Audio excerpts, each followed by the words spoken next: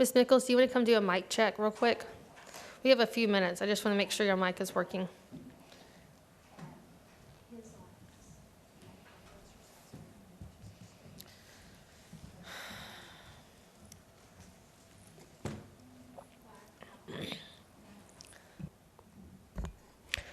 Mic check, 1, 2, 3.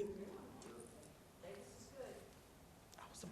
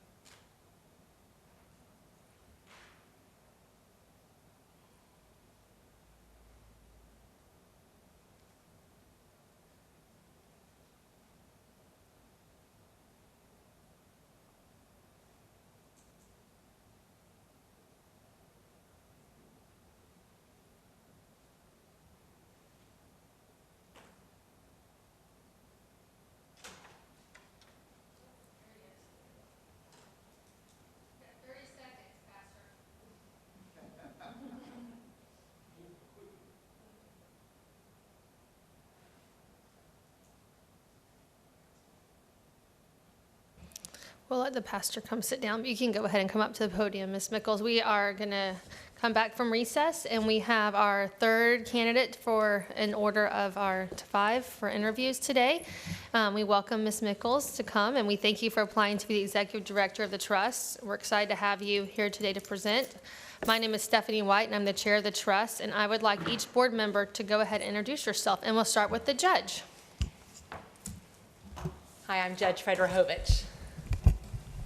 Hello, I'm David Peden. Welcome. Lonnie Wesley. I'm Patty Hightower with the school board. I'm Rex Northup, retired pediatrician from the community, and thank you. Good afternoon. I'm Walter Sachs. I'm the regional director from DCF. Good afternoon, Tori Woods. Thank you for being here.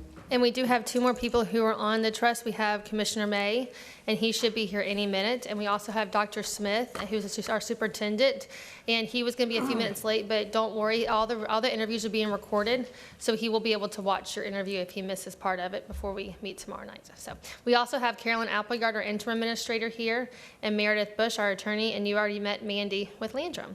So also, as I said, the public is present in person or watching online.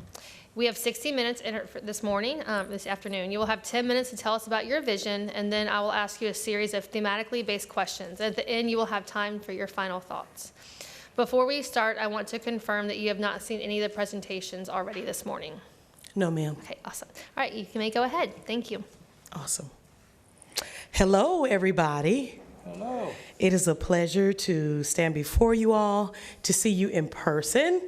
I know that all of you have heard about my situation, and so I definitely count it a great blessing to be able to physically stand here in front of you all this afternoon. So I'm excited to chat with you briefly about what I envision for Escambia Children's Trust here in our community. And so I am excited about the questions that you guys are gonna ask me once I share with you where I think we should be going in the next few months. So, yes, I am Leslie Mickles, and just thrilled to be a candidate for such a position that is really vital to our community. And so as I begin to think about what do I envision for our community, a road is what came to mind. And this really is a road, and I liken this into driving a car. And you all are searching for a candidate who's gonna drive a vehicle that you've put together to a pathway to success. So how do we get there? That's the question. What does Leslie see as the way to get there? Well, one of the things that I thought about is our children. Now, all 65,000 plus young people under the age of 18 aren't physically our children, but they are our children.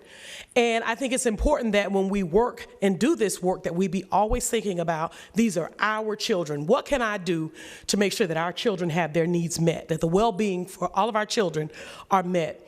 And so this beautiful quote in the book that I'm reading about developing super readers was present, and I thought I wanted to share. No child deserves to have the doors to the world of possible slammed shut.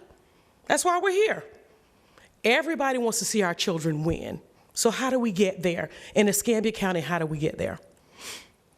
Well, this is how we get there initially. How do we get this car started? How do we crank it up?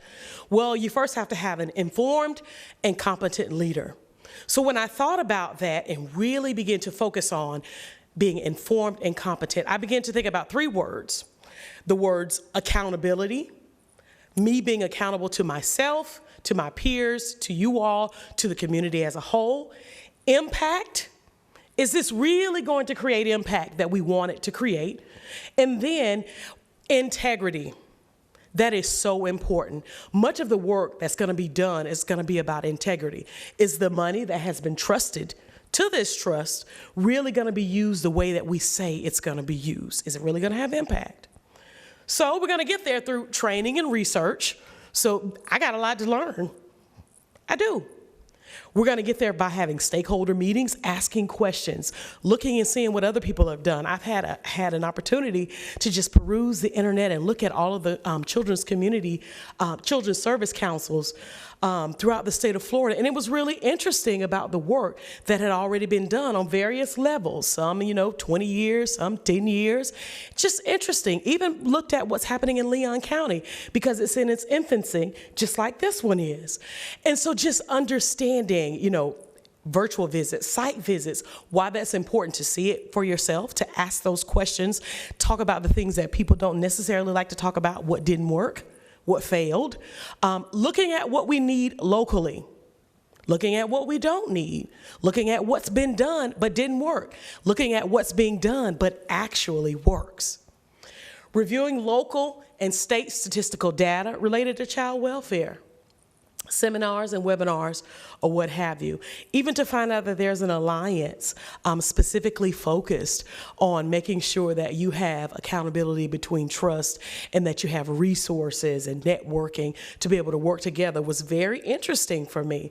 And so the initial start of this car has to do with making sure that I have a clear understanding of what's happening, why, what does the community expect, what do you all expect, and how we can ensure we get to a road to success.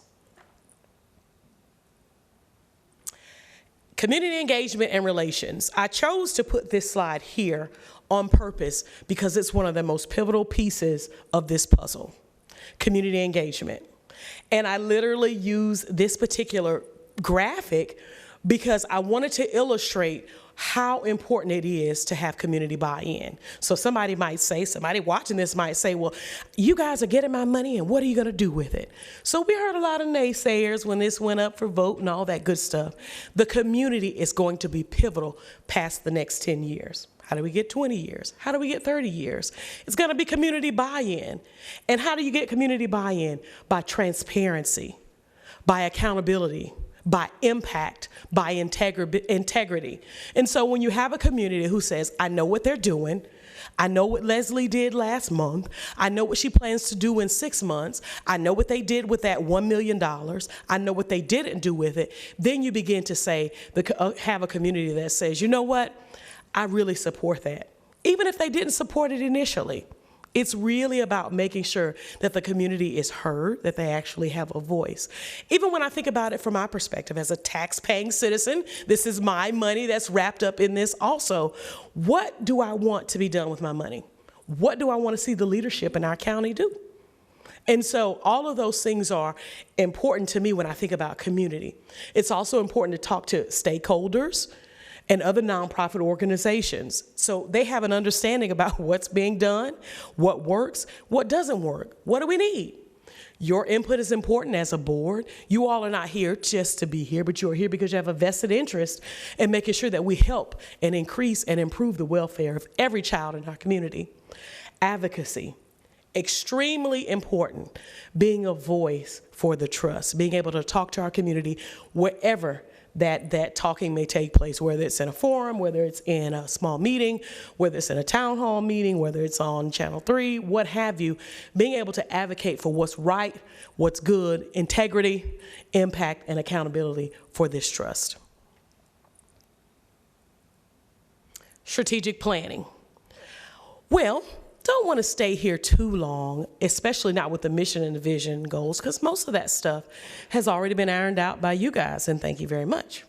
So now what do we do with it? That's where Leslie comes in. So here we are in January, and you all make a decision to say, okay, Leslie's going to drive this car. So what's she going to do with it? So one of the things that will happen is a needs assessment or SWOT analysis or gap analysis, not so much of what don't we have, because we have data that tells us what we don't have.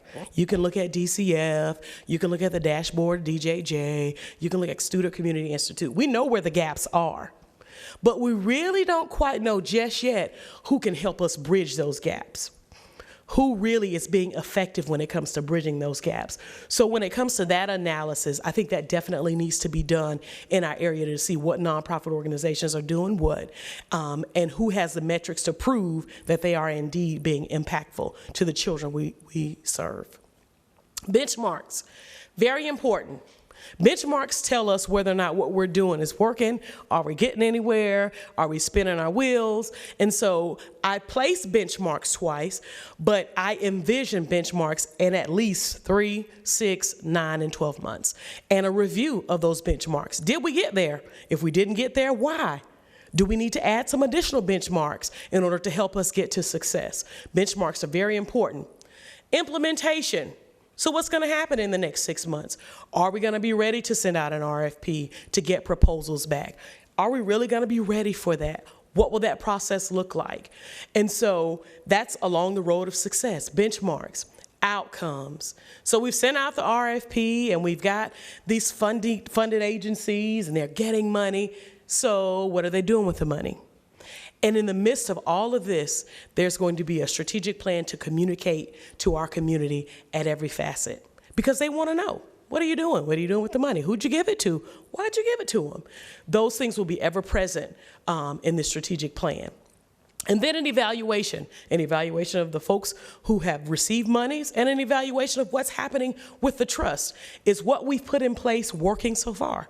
What can we do differently? How can we make it work? If there are failures, how can we make sure that those failures cease and we do things different in 23?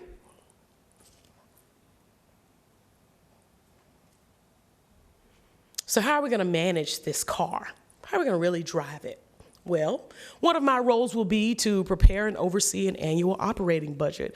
I've looked at what you all have put together thus far. I would develop fiscal policies and evaluation methods to govern funding requests. This is going to be critical because you have to have oversight to make sure that folks aren't getting monies to just buy themselves a new pair of shoes, but they really are doing what they're supposed to be doing with what they got the money for. Are they really making an impact? Are they providing social emotional learning? Are they providing health care? What have you to the children based on what they said they would do? Then evaluation. So we gotta talk about it. Are you really having an impact? Are you really measuring 2 children? Or are you measuring 20,000 children? Really having a bird's eye view on making sure that what folks say they are doing as a funded agency, that they're really doing. Then evaluating the work that we are doing. Is our process true and good? Monitor funded programs for quality, impact, efficiency, and fiscal soundness. So people in the nonprofit world shudder every time you say, we're about to do a monitoring. But those things are good. Those are good things. That's how you keep people on their toes. They know you're going to monitor them. They're more apt to make sure that they make good decisions, better decisions, most of the time. But we all know, we've heard of cases where people don't do that. That's why monitoring is so important. Even more critical in our case, where we're using taxpayer dollars to do a service in our community. And so somebody has to have their eyes on what folks are doing. For quality, is this really a good idea? For impact, are you really changing lives? Is it efficient? Is it costing you $500 to do something that could have cost $50? Fiscal soundness, are you really keeping a ledger on a notebook sheet of paper with a pencil? Or are you using QuickBooks? What are we doing? And so that's why those things are so important. Operations management. One of the toughest parts about being in a leadership position is human resource management. Because if you don't get that part right, your car's not going anywhere. It's going to be stagnant. You can't get anything done. It can't be a team of one. It has to be a true team. Folks working together, listening to one another, listening to a leader who is competent, has given them a vision, given them instructions, and then they work together to get it done. So what does that look like for me? Well, a team-centered approach. Had a conversation with some team members at Boys and Girls Clubs this morning about working together. What happens when you don't work together? It's really hard to accomplish a goal when you don't work together. Even if it's somebody you don't like, it happens. That's the world that we live in. People aren't asking you to be in love, but they're asking you to work together for the greater good of our little people. That's what this is about. My role is to make sure that I produce an atmosphere where folks feel supported, encouraged to do their very best all the time, that they feel listened to and heard. That's how it works. That's how you get people to do things that are way past their job duties. That's how, by supporting people, encouraging them. My role will be to oversee day-to-day operations. What's happening every day? What are you doing? Why are you doing it? Setting an action plan and a timeline. So important to keep you on track. I have sticky notes and all kinds of things all over my desk. Keep calendars because it's so important for me to stay organized, especially when you have so much going on. Just helps you to have an understanding and making sure that you don't miss things. And so organization is important, and action plans keep you right where you need to be. Manage the staff to ensure the activities elevate the trust mission. How can we make this greater? How can we make sure that our community says, you know what, this is a great idea. I voted for this and I'm glad I did. Or I didn't vote for this, but the next time this comes around, I'm gonna vote yes. That's what this is about. Manage and monitor the trust web content. So we are definitely in a social media technology world. I doubt it's going anywhere. And so as I begin to look at what other folks are doing and how they're communicating with the community, how they're communicating with potential grantees, everything was online. And so being able to make sure that that content is sufficient, it's understandable, people can get to it, they can find out everything they need to know based on a web page, social media, what have you, whatever is appropriate. That's extremely important. I think that's going to be a #1 communication facet for this organization. Ensure records are maintained accordingly as it relates to timelines, because some things you can't throw away for 7 years, some 5 years, just depending on what it is. Why you don't walk around with files in your pocket, or you leave them in your car unlocked, and making sure that they are put away and filed accordingly. Those things are so important when you're dealing with people's personal information, financial information, things of that nature, making sure they're maintained accordingly and organized. Annually evaluate the trust's impact, efficiency, and effectiveness. What am I doing? Did I mess up? I was having a conversation with my husband last night about leadership. He's my #1 sounding board. He likes to listen to all my stories. So, and if he doesn't, he fakes it real good. So we were talking about leadership, and I was sharing with him about just why it's so important to hold yourself accountable. So as a leader, I don't always get it right. Sometimes I'm like, Leslie, that was stupid. And it's okay, because nobody is perfect. But the strength in leadership is when you say, you know what, Leslie, that was stupid. And team that this affected, I made a mistake and it was wrong. And then let's turn this thing around and let's do something different. That's the strength in leadership. We're not gonna always get it right. You guys are not going to always get it right. We're humans. But it's being able to turn that car around and say, oh, we should have went left instead of right. It's going to be so important. Just making sure that we have an understanding of that wasn't really efficient. Let's not do that anymore. And that is okay. I think the community can appreciate that. I can appreciate that. When I'm watching the news or when I'm reading a story and I see something that our local leadership has done, and then they say, you know what, didn't always make the best choice. That didn't turn out the way that I planned it. I'm good. There's nothing wrong with that. It happens. That's what a true leader is supposed to do. And so for me, that's a part of who I am, making sure. And it's not always fun. Nobody wants to be wrong all the time. Who wants to say I made a mistake all the time? You don't. But it's humbling, and it makes you who you are. And so I think that's a wonderful part of a leader, to be able to hold themselves accountable for the things that they do and that they don't do.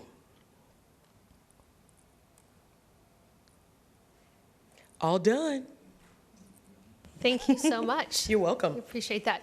So the first question that we have will deal with strategic planning. Yes, ma'am. What experience do you have developing an organization or a program from scratch? Can you describe a success as well as a failure, and what impact each had on you as well as the organization? So much of the work that I do now is program development. While we do have access to some programs that are written by other professionals, a lot of what I do locally is literally from my mind. I get an idea, maybe watching TV, driving down the street, and then I put it in play. For instance, so we are a 21st century community learning center. And so in layman's terms, it means that the Florida Department of Education gives Boys and Girls Clubs money to make sure that we continue the school day.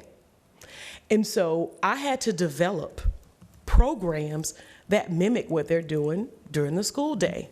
And so whether it be putting together a child's author program, teaching our children how to strengthen their reading skills by becoming published authors, I have to write that. I have to think about it, think about a timeline. I have to write goals. I have to determine the outcomes, all of those things. I have to do benchmarks.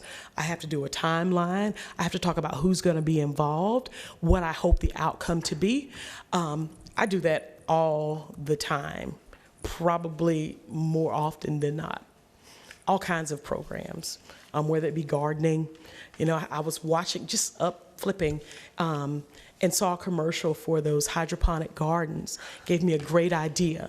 And so literally woke up the next day and wrote a program for gardening as it relates to healthy lifestyles and what that means for young people, the goals that we can accomplish when you introduce young people to fresh living and fresh vegetables, and just the idea of the beginning to the end. I saw where my food comes from, and pre and post testing and surveying, all of those things come with that, with those plans. Thank you. Now we will turn to financial management. Okay. The trust will be awarding funding to organizations to improve the lives of children from birth to age 18. Mm-hmm.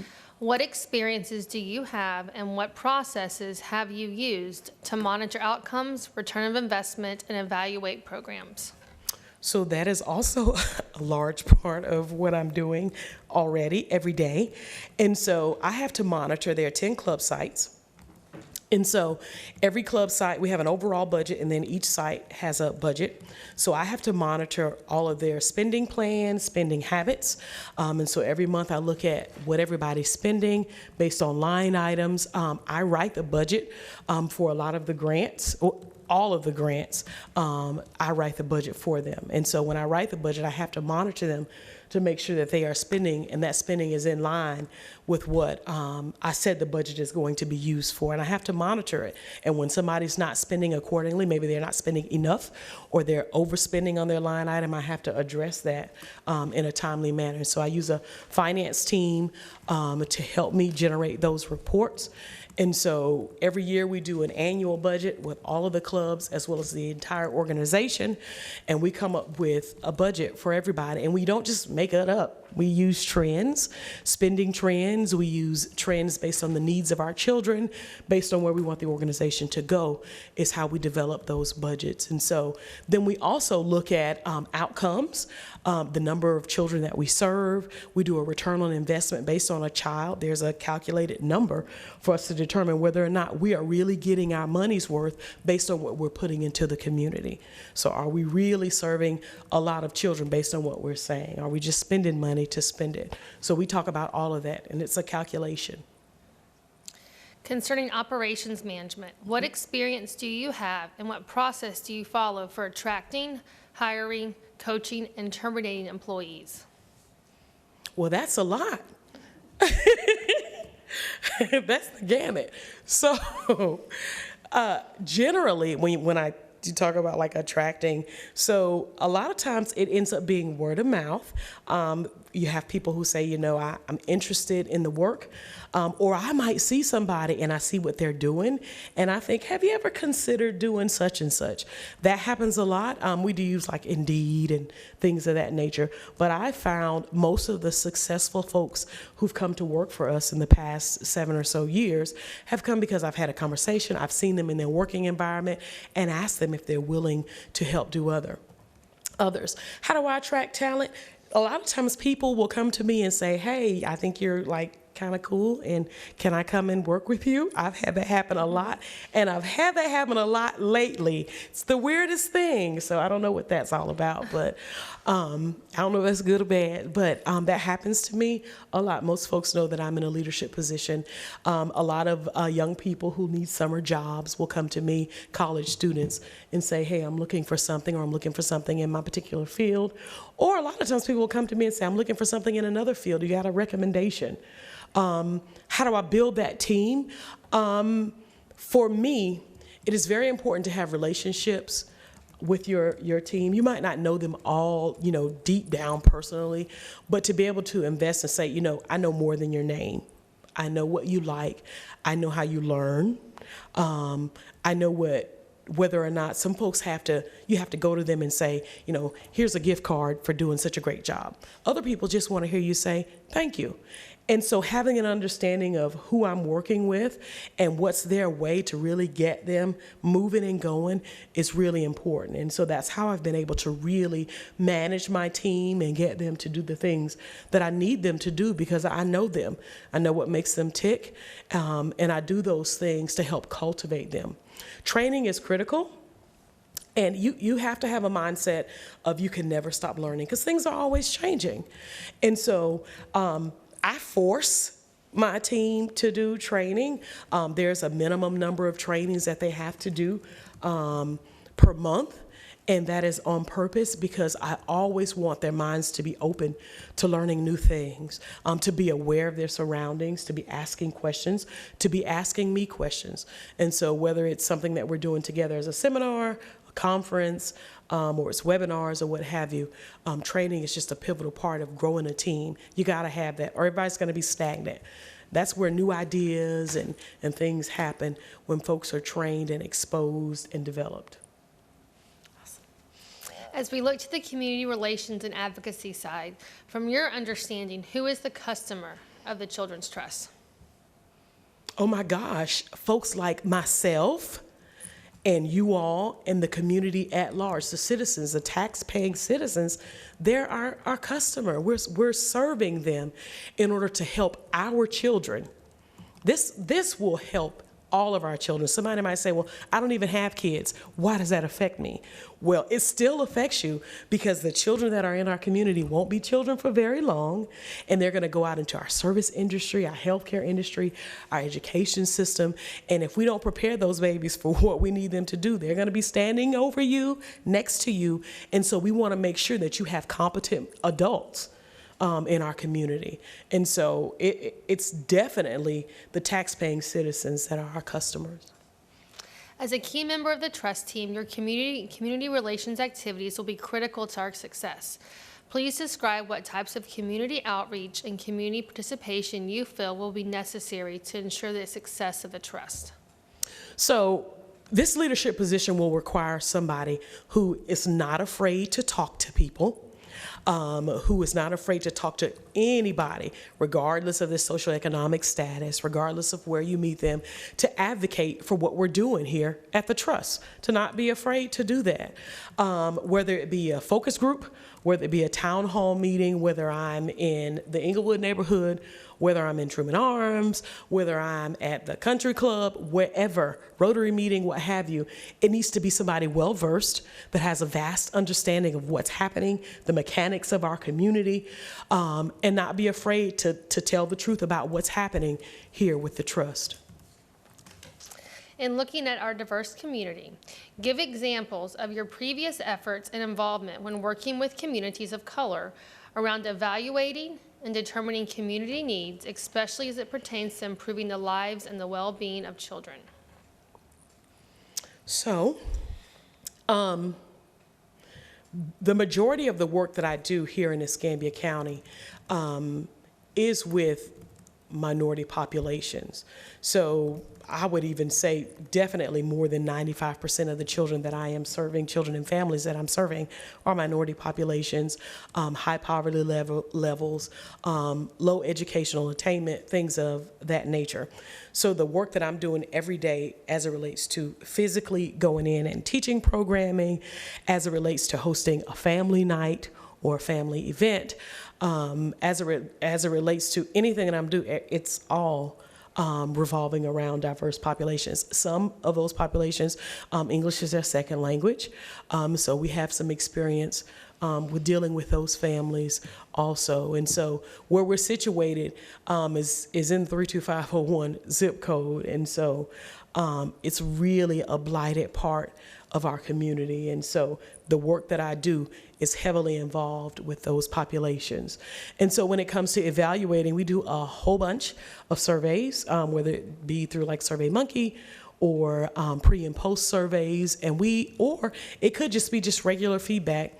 But we talk to our parents every day on purpose because we want them to have buy-in. We have parent councils, and so those parent councils give our parents a chance to be able to share with us about what their concerns are, what's working for the organization, what's not, what they like to see being done differently. And so when I look at those surveys, that tells me either we're getting it right or we're not. We also do stakeholder surveys at the end of the year because of some state contracts that we have, and those stakeholder surveys come from teachers as well as parents and the actual children to tell us if the children feel a sense of belonging, whether or not they feel like what we're doing at Boys and Girls Clubs is working. So that's a part of what we do all the time. And then we have to look at that data. If it's bad, we got to talk about it, and we got to figure out how we're going to fix it. Yeah. Is there any additional information the board should know about you to aid in our selection for the executive director role? Yes. My vision for this trust is that we be a source of accountability, integrity, that is so important, and impact, that the work that we do over the next 10 years is impactful, that we really can say we move the needle and we really bridge gaps to make sure that the well-being of all of our children is met. Thank you. Do you have any questions for us? I do.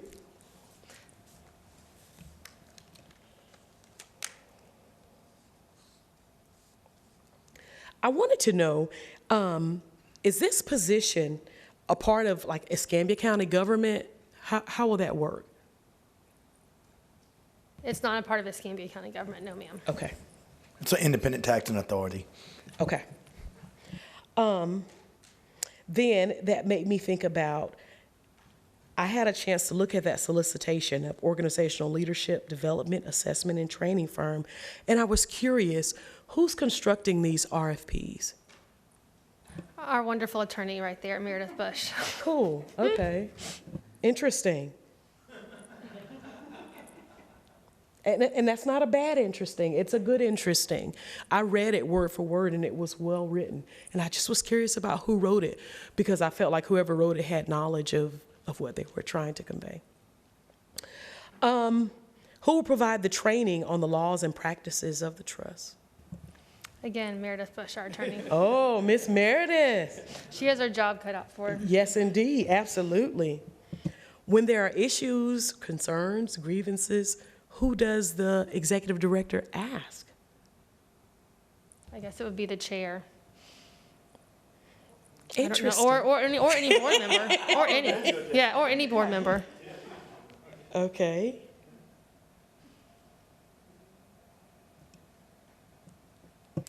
Related to the Sunshine Law. So is it like meetings that have to be public, or is everything I'm gonna do every day public? Meredith, Any meeting between members of the board or committee have to be publicly noticed, advertised, and with minutes kept. Your day in, day out would fall under some of the public records laws and Okay. other laws, but you yourself as a standalone person wouldn't be under the sunshine. Oh, okay. I just wanted to point out, we're in the process of developing our policies and procedures. So that's why we turned to Meredith, because she knows where we are in that. Yes, ma'am.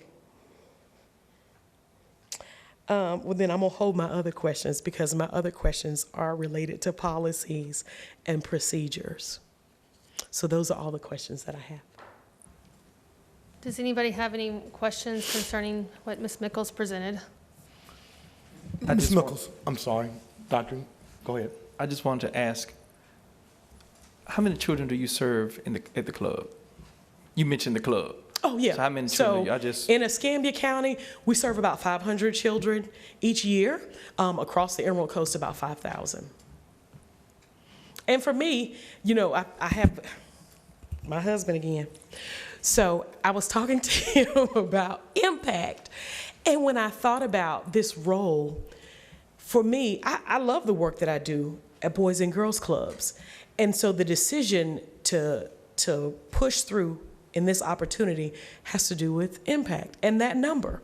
When I think about the 65,000 plus little people in our community and the 500 that I know that I'm directly impacting, this is about impact. What can I do to better serve my community? How can I use my skills and my abilities to do more? That's what this is about for me. How can I do more? So I initially was thinking, how many did you serve here at your spot here? I'm glad you answered first on a macro level. Yes, sir. Of 5,000, and then on a micro level is 500. Yes. Yes, sir. Just to piggyback on Pastor Wesley, these 10 different satellite units, where are they geographically located in our area? You mentioned that in your presentation. Yes, so 3 are here. 1 is inside of Dixon School of the Arts and Sciences. The other one is in the Inglewood neighborhood on H. and Leonard, right across from where the old county jail used to be. And then the other one is inside of Montclair Elementary School. So all populations that are heavily minority, poverty, connected to schools that need to see Boys and Girls Clubs. Thank you. Yes. Chair White asked you a question at the beginning. I don't think you may have covered this area. I missed it. It Okay. asked to also describe a failure you had and the impact it had on you. Could you touch on that if you didn't? And if you did, I apologize, but could you go over it again? Sure. It was around developing organizations from scratch, and it said a success and a failure, but And a I don't think I failure. heard the failure part. Who wants to admit? No. So,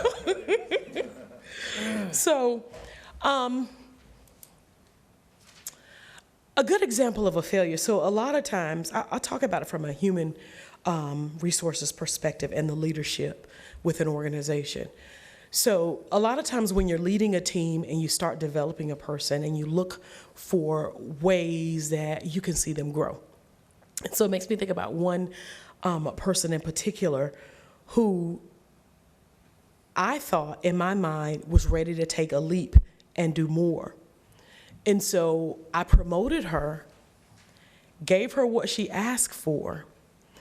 But then as I began to see her in that role, even as I began to coach her in that role, I knew that she was overwhelmed, and that was not a win for me. And in the end, it hurt the organization because now I'm having to coach up 2 people instead of 1. Because I think that I could have asked a few more questions or maybe watched her in that leadership role a little bit more before I actually promoted her to another leadership role. And so I think I might have done myself a disservice and gave myself a little bit more work because of that. And that's being fully transparent.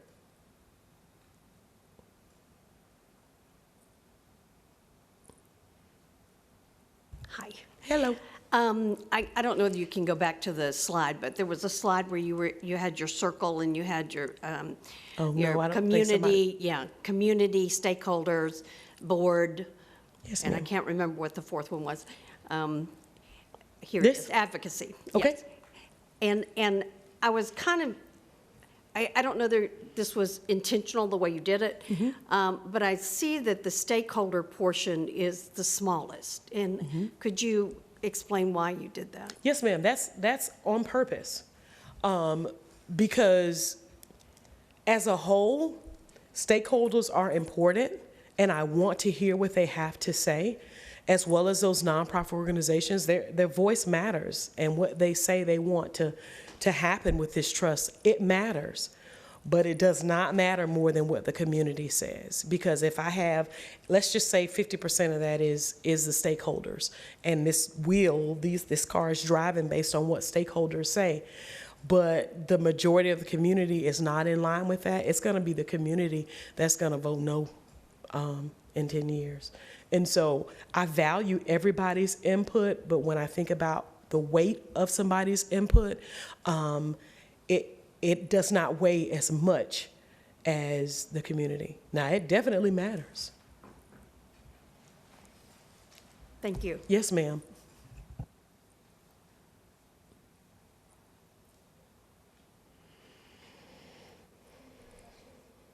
Any other questions for Ms. Nichols? All right, well, thank you so much for coming, and we look forward to, we're having our meeting tomorrow night where we'll continue to discuss this, and hopefully we'll talk to you after that. So thank you Yes, so ma'am. much. Awesome. Thank you. Appreciate everybody. Thank you for your time. Thank you.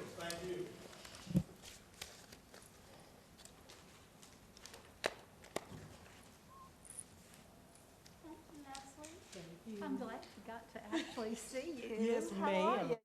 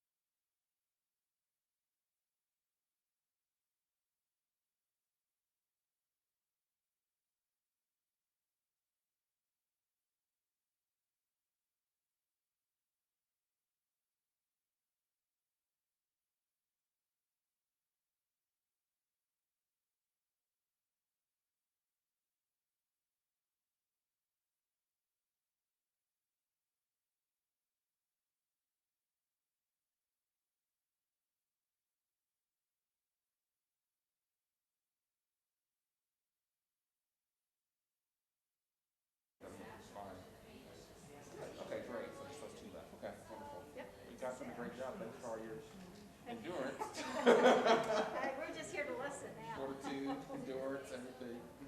Oh, man.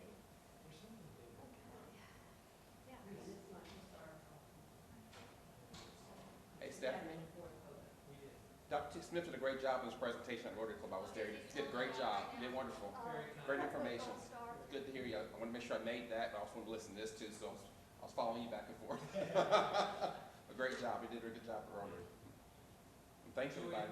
Enjoyed speaking. Yeah.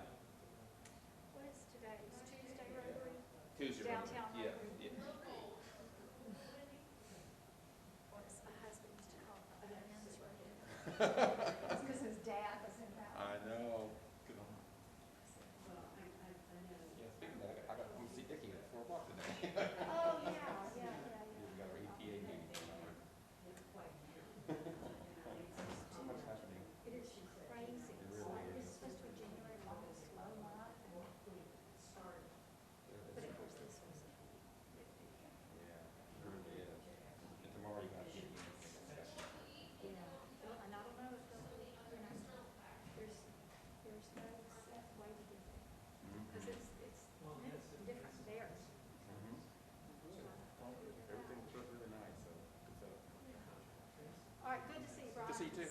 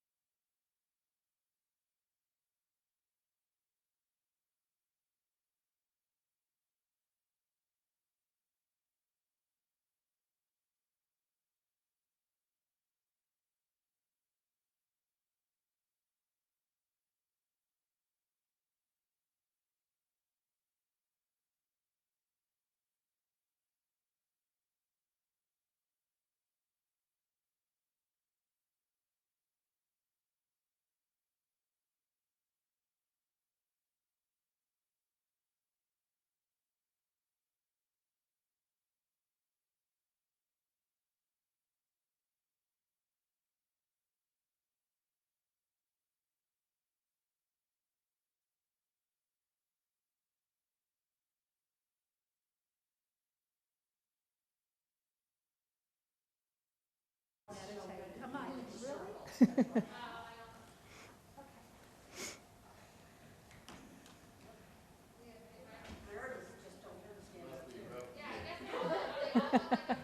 Must be rough to be accountable to Big Brother. I think of that novel often these days.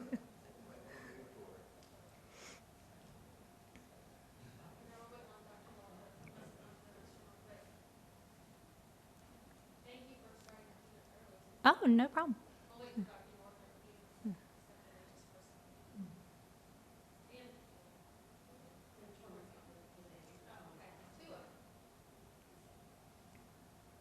We got one of those new, not new anymore, but the doorbells that have cameras, it's like a Nest. And so my wife is just so intrigued by it. She presses it, and then she'll call me, "Did your cell phone ring?" "Yes, I can see you." "I'm gonna do it again." Just sits there. I can always tell she's playing because my cell phone is like, "There's someone at your door." "No, it's just my wife." Playing with the doorbell again. And apparently during the holidays, they converted to Christmas music. Like, really? Christmas music. So like as soon as Christmas was over, she goes, "You gotta go in there and program it so it doesn't do Christmas music." So she went in there and pushed it again, it doesn't do Christmas music anymore. Look, it's smarter than you. It's so far. Just a regular doorbell now, calm down. Oh, I thought it would do like New Year's music. No, stop.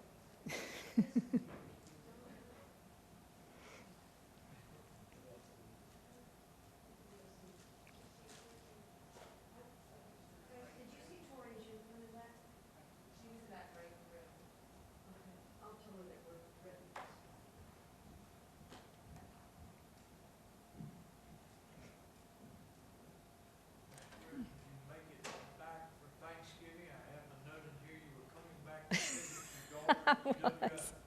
I was. Yeah, yeah.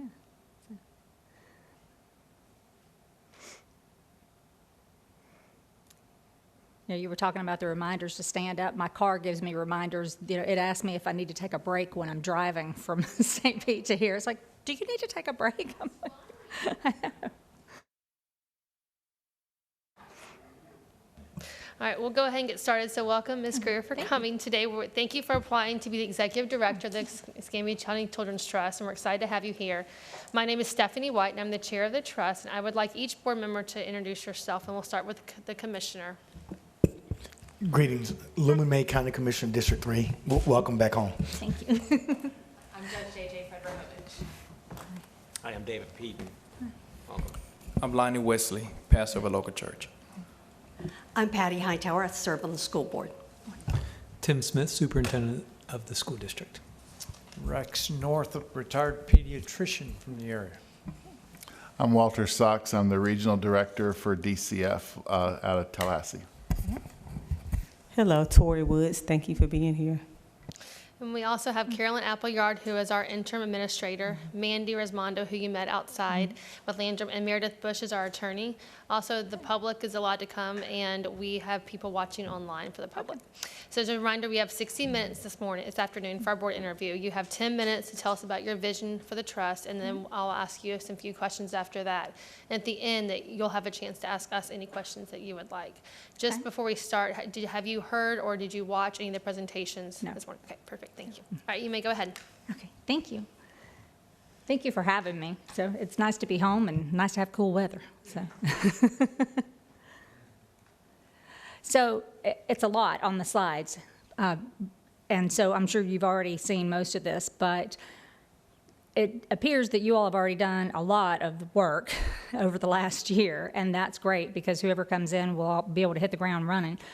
So I pulled a lot of this from the work that you all have already done because, you know, I reinvent the wheel and you all are a smart group, so you don't need me to redo that.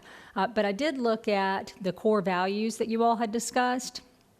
And the ones that seem to resonate the most with me are the ones that I underlined because those are particularly meaningful to me. Not that all of them aren't, but I think that whoever comes into this role and all of the staff of the trust need to operate with compassion and integrity above all else. And if you're not creative, you're never going to get anything done in today's world. And if you are not flexible and adaptable, you're going to get stuck because we all know, as we found out with COVID, that things can change on a dime and you may have to completely change the way that you operate. Sense of humor, I have found that helps me because if I didn't have a sense of humor, I don't know how many of you have worked with attorneys, but I work with 22 attorneys and we have a very good sense of humor. So it gets us through the day. And then accountability, I have a good friend who runs the Children's Services Council of Palm Beach County now, and I emailed her, and when I first thought about applying for this position and said, of all the things that you think are important, what do you think is the most important? Now, mind you, her background is research and evaluation, so she's got a bias, but I completely agree with her. Accountability is important. And I have always believed that accountability needs to be the underpinning of whatever you do. I have spent my life working in federal and state and locally funded, grant-funded programs. And so when you're a steward of public dollars, you have to be accountable. You have to be transparent. I know those words get used a lot, but they are super important. So in keeping with all of that, and of course, that the accountability leads into the servant leadership because you really are here to serve the community, and you cannot lose sight of that. Mission is very important. I love that you all came up with working together to make our children's lives better because that's really what it's all about, and I think that that needs to guide all of the work that's done for the Children's Trust because it is about the children. So I don't want to lose sight of that. Mission drift is something that we all worry about as CEOs or executive directors of nonprofits, and it's really easy to get off target, so you got to keep that mission in mind. So I recognize that. So in terms of strategic planning, again, you've already started some of that, but you have to have a plan. Of course, you may have to adapt. You change the plan, you don't ever change the goal. So if the goal is to make the children's lives better, we can change how we do it. but we got to keep the goal in mind and the mission in mind. So I took a look at the needs analyses that have already been done, and the Studer Institute had some great information. There's all kinds of information that's put out by the state of Florida, and that's where I came up with all the information that I included in my slides because I think that's important that we use data to guide the work, because it's really not subjective. I mean, the numbers don't lie, as they say. And so the other thing, which, again, I don't want to read the slides to you because you all can read them, but I do think that we would want to start with at least a 3-year plan. I'm afraid if you go any further out than 3 years, because things are changing so much in the world so quickly, that you end up having to redo it in about year 3 anyway. So that's why I would propose a year 3 plan, and to have some measurable benchmarks, because again, with data, how do you know you're succeeding if you don't have something measurable in place? So I wanted to do more than just give you back the information that you've already put out there. I wanted to tell you some things that, for me personally, having done this work for a long time, having worked with the Children's Services Council directly, having been involved with Children's Services Councils in a variety of roles over the past 15 to 20 years, these are some of the things that I've seen other Children's Services Councils do that I think would be a good starting point for consideration for the trust. Certainly, you want to get information out, because education is a huge piece of what Children's Services Councils, Children's Trust do. And it amazes me how many people don't know simple things like put your child on their back to sleep, that's the best thing to do, that you're not supposed to sleep with them right up underneath you, that you need to check the back seat before you get out of the car in the mornings. So these are things that working with the community, I think we could develop a series of public service announcements, some campaigns, whatever are the most important things for the community based on the needs analysis. Again, I think that things like that have been shown to work. Another one that I put, and of course I'm going to admit my bias, I worked in higher education for a while too. I started my career at Pensacola Junior College, so I'm dating myself. But I think that education is really important. I think that is the key, whether it's a 4-year degree, a graduate degree, or a technical education. You just need some skills beyond high school typically to really succeed. And when it comes to early childhood education, too many times we look at those folks as babysitters, and that's such an incredible opportunity to educate young children and to get them started early so that they don't start school behind. And I even think it starts earlier than pre-K, which, we have the voluntary pre-K now, but the early childhood education is so important, and you want that to be quality education. And I think that the Children's Trust would have an incredible opportunity to help drive the quality and enforce the quality and encourage quality. And some of that starts with having good, highly qualified early childhood educators. So something to explore perhaps would be some scholarships for early childhood educators in collaboration with the community college, with Pensacola State College, because they do have a program there for early childhood educators. Vouchers and scholarships for low-income children to attend. I know there are already vouchers out there. There are things, they're most likely through the Early Learning Coalition. I'm not sure here who does that or if it's Healthy Start, but the agencies that do that, I'm sure, could certainly use some additional funding because they're always woefully underfunded. And that's not a slight to anybody. We all know that all budgets are tight, especially at the state level right now. So perhaps that could be something that we could explore. I think you've already seen that I strongly believe that we need to start pushing the money out. The taxpayers have said, yes, let's put money towards this, and we want to get it out there. We don't want the perception that we're just taking this money and buying a big building. I say that about a big building because in Palm Beach County, they bought this gorgeous building for the Children's Services Council, which has millions and millions of dollars. And while they were pushing out probably 20 times that amount of money, there was blowback because they had such a pretty building. So all these things you have to be cognizant of when you go into this. The next thing that I'd put is perhaps a certification program that goes back to the idea of quality assurance and enforcing quality. if you raise the expectations for people, I do believe that they will meet those. So I very much believe in certification programs that would incorporate high-quality program, and to make sure that we incorporate trauma-informed care. I know that term gets thrown out a lot now, but there's a reason for that. There's data that shows that all these things that happen to you or around you as a child can impact you and affect the trajectory of your life for years and years to come. So if we want to fix things where you're pulling all the bodies out of the river at the bottom of the river, you got to go upstream and find out why they're falling in. So that's why I really strongly believe in high-quality early childhood education programs. The other thing, and again, I guess I've got lots of biases, because I keep saying that, but I did also work with out-of-school time programs. And when I first started with that, I thought, why on earth do we need funding for after-school programs and summer camps? You know, just let the kids go somewhere and play. They've been in school all day. No. I learned a little something about the summer slide and what happens to children, particularly who are from lower income communities. They already are behind when summer starts, and then if they don't have access to books and they don't have access to educational programming and other experiences in youth development, they just continue to get further and further behind summer after summer. So summer programming is super important, so I would really like to see us do something with the summer camps. I was shocked to find that in some communities, summer camps don't need any kind of licensure and that there's no oversight for them. And so you can drop your child off and you don't even know necessarily if the summer camp counselors have had a background screening.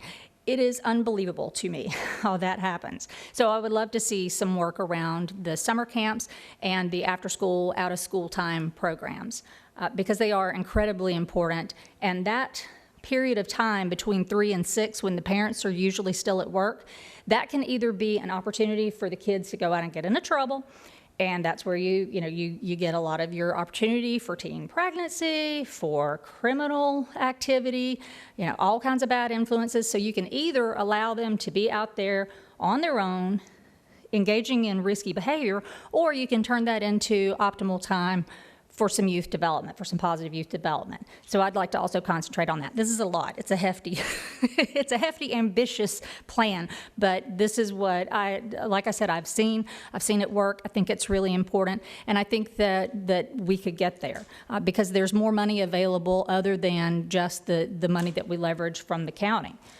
And then, of course, last but absolutely not least, is advocacy for children in foster care. Our foster care programs are just exploding right now. Between the opioid epidemic and then what's happening with jobs and people not being able to find, everything from childcare to the increase in domestic violence that's happening right now. I mean, we're seeing it all, and because I'm working at a legal aid agency right now, it's just front and center. And so whatever we can do for the children who are in foster care to ensure their safety, I've said it before in my initial interview, and I'll say it again, legal representation for those children who are in the foster care system is so important. What you can do through partnerships with Guardian Ad Litem is phenomenal, but there's nothing that's going to replace having a lawyer in their corner. It makes a huge difference. And in Palm Beach County, we saw that. There's good data to support that.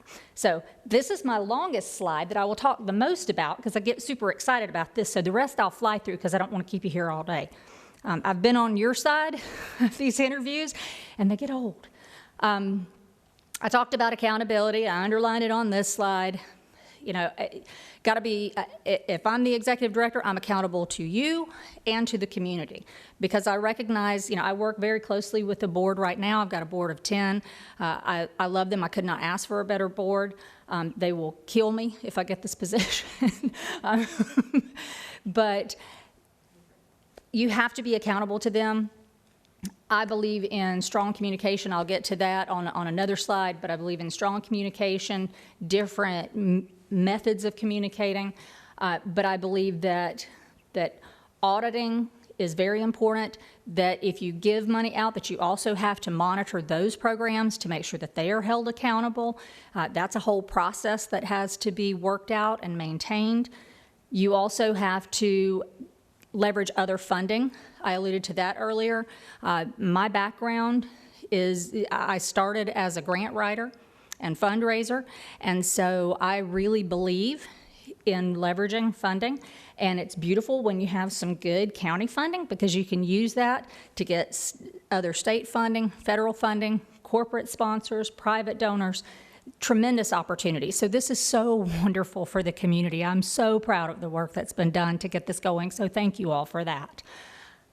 Again, I mentioned earlier adherence to the mission and partnerships with your grantees who you provide the money to.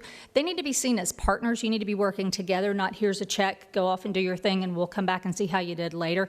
It's got to be an ongoing conversation. And other community organizations that may not necessarily get funding from the trust also need to be in the conversation, because you always have to have partnerships. I do not believe in operating in a vacuum. It is so important to engage the other key players and stakeholders in the community. And sometimes it's the most unexpected of partners that you end up with, but you will find them if you're out there and looking and listening. Deliverables, I mentioned having deliverables in our strategic plan and the trust strategic plan. I believe that each of the grantees should have deliverables so that you can, again, hold them accountable, and that's really important when you get into monitoring them. Evaluation, not just quantitative, how many widgets did you make, how many children did you push through the system, but qualitative. Did they make improvements? Did they move the needle? Did they help the children or the community in any way? So that is very important. So you have to have both of those metrics in place. And then that leads to ongoing quality improvement. If someone isn't meeting the mark, then what do you do to help them improve? What kind of improvement plan? What kind of resources? What kind of supports do you have in place? And I've seen some very successful models of that. So there is a way to do that to enforce the ongoing quality improvement. And part of that is through training and capacity building. It's really important that the agencies that you fund have all of the resources that they need to have the capacity to provide their direct services. When you're working with small agencies, sometimes they just don't know, and they don't know what they don't know. And they may not have an HR function, they may not have IT, they may not have all the things that they need. So the more we can help them to provide those basic resources, the better I think they'll be, the stronger they'll be. So operations management, which is so much fun. Now I have 4 people out with COVID. I was working this morning remotely. And isn't it amazing how we've all managed to, I hate the word pivot because it gets used so much, but I think that's what we all had to do. We had to turn on a dime. We're all working remotely now, and I wish this thing would go away. But the day-to-day operations, devil's in the details. This is where the fun is. This is where the rubber hits the road. I try to lead as a colleague and a coworker. I don't lord over anybody. That's not my management style. That's not the way I like to be managed. It's not the way I like to manage. I hire people who are smarter than me and then leave them alone and let them do their jobs. But everything has to be aligned. There has to be a commitment to the mission and the vision, and you have to stay within the strategic plan. Again, if the plan's not working, you change the plan, not the goal. I also believe in doing things fiscally responsibly. You got to do things within budget. You can shoot yourself in the foot really quick if you go over your budget. So I am very cognizant of the confines of the budget. My CFO will tell you that I come to her and ask permission for everything to make sure that it's in the line items. And when you have a lot of grant funding, that's really important. So you have to have a really good, strong budget on the front end. You have to put a lot of thought into that. You have to use a lot of historical data. If your budget's good, you should be able to operate within it. Policies and procedures. I'm kind of a geek when it comes to that. I love policies and procedures because you can't hold people accountable if they don't know what the expectations are. You can't hold them accountable if they don't know what the rules are. So policies and procedures, and I know whoever comes into this position is probably going to need to get that in place. As you start hiring people, you're going to need policies and procedures. You're going to need it around the day-to-day operations. You're going to need it also around what you're doing with the funded agencies. Issuing an RFP can be a super fun experience.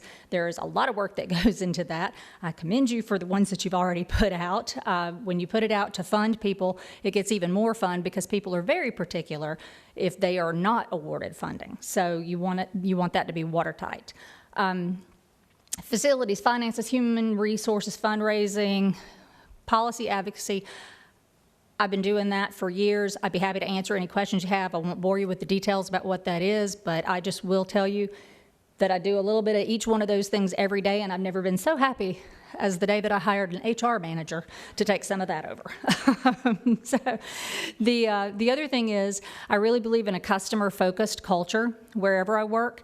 It's about who you're supposed to be serving. It is about the client. It is about the children. It is about the person that you are there. And again, that goes back to the mission. And I've mentioned trauma-informed care. I think that needs to be embedded in whatever you do. And again, with the compassion and the empathy, which I pulled out of I was so glad to see that in the values discussion, because I think that is really key. And I don't want to leave this topic without also mentioning the need to have a diverse and inclusive staff that reflects the population that you serve, because you think you know how people operate, you think you know what they need, but if you've never walked in their shoes, you probably don't. So I like to have a really diverse staff, and diverse in terms of age, in terms of race, ethnicity, religion, LGBTQ status. Whatever our constituents look like, and our kids look like all of those things, then we need to have our staff, we need to be aware of that, and we need to be open and objective when we're hiring. And when we're making selections of agencies that we're going to fund. That's critical. Community relations and advocacy. I love this part because if you can't tell, I love to talk. So I get out there and schmooze with people. That's the most fun part of my job, is telling people why what we do is so important and why they should believe in it and why they should care. And I believe in, I've mentioned this already, I believe in working with the stakeholders, and again, you don't always know who those are. I've identified some of the ones that I know are important in the state and here locally. I've worked with early learning coalitions for years. I worked with the ones in Palm Beach County, Martin County, Manatee County, Sarasota County, and Pinellas County, and they're all a little bit different, but they're really all about the children. And so just being able to pull in those agencies, have those conversations, let them know why we're here, what we're doing, get their input as to what they think we should be doing, instead of, again, telling people what we think they need, get them involved in the conversations. It's also required that you attend a lot of events. There are times that you just need to be out there in the community. You cannot sit in an office and know what is happening and what is important in the community. I would love that because I miss this community, so that would be wonderful. But you just have to, like I said, just keep the need first and foremost. What do these children need? What's going on? And if that's driven by data and some of that data gets collected from your partners, then I think you can't go wrong. And I mentioned before the transparent and inclusive RFP and invitation to bid processes. That is really key. How am I doing on time? Am I going too slow? I'm gonna wrap it up. I'm almost there. Board relations. You guys have to like me, or at least trust me. Trust is paramount. It's in the name of the agency, for goodness sake. So we're the Children's Trust. It can have two meanings. So fiduciary responsibility, respectful, open, ongoing communication. I try to communicate with my board frequently. I don't ever want them to be surprised. That is a terrible feeling, to be out in the community and find out that your CEO or executive director has done something that you weren't aware of. I will do my dead level best never to let that happen to you. I will be available. I will communicate. I will try to communicate enough that you're always informed, but you're not irritated with me and you don't see my name pop up and go, oh Lord, not another email from her. Directional leadership, sound imaginative advice. I loved that was in the job description. That is a wonderful directive to have. And then, of course, make sure that you guys have everything that you need to operate. Working with diverse communities, mentioned this before, staff community, or the staff composition should mirror the community. Cultural competency and connecting with respect, I think that's very important, so that could be incorporated in some of the training that I mentioned earlier. incorporating the inclusion and equity in the processes and the policies, relationships, meeting people where they are, and always cognizant of the impact of trauma, and then above all else, listen. And that was it. So thank you so much for the opportunity to share my thoughts on this with you all. Thank you so much, Mrs. Greer. So we have a few questions for you. The first question will deal with strategic planning. What experience do you have developing an organization or program from scratch? Can you describe a success as well as a failure and what impact each had on you as well as on the organization? Okay.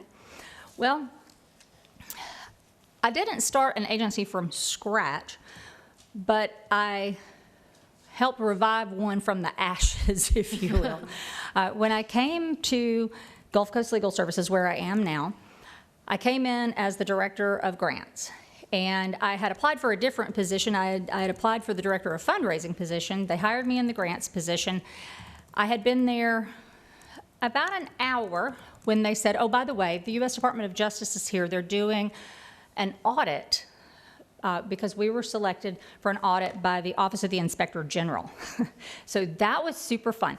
And my then boss said, oh, by the way, I know you haven't been here long, but could you write us a policy on procurement?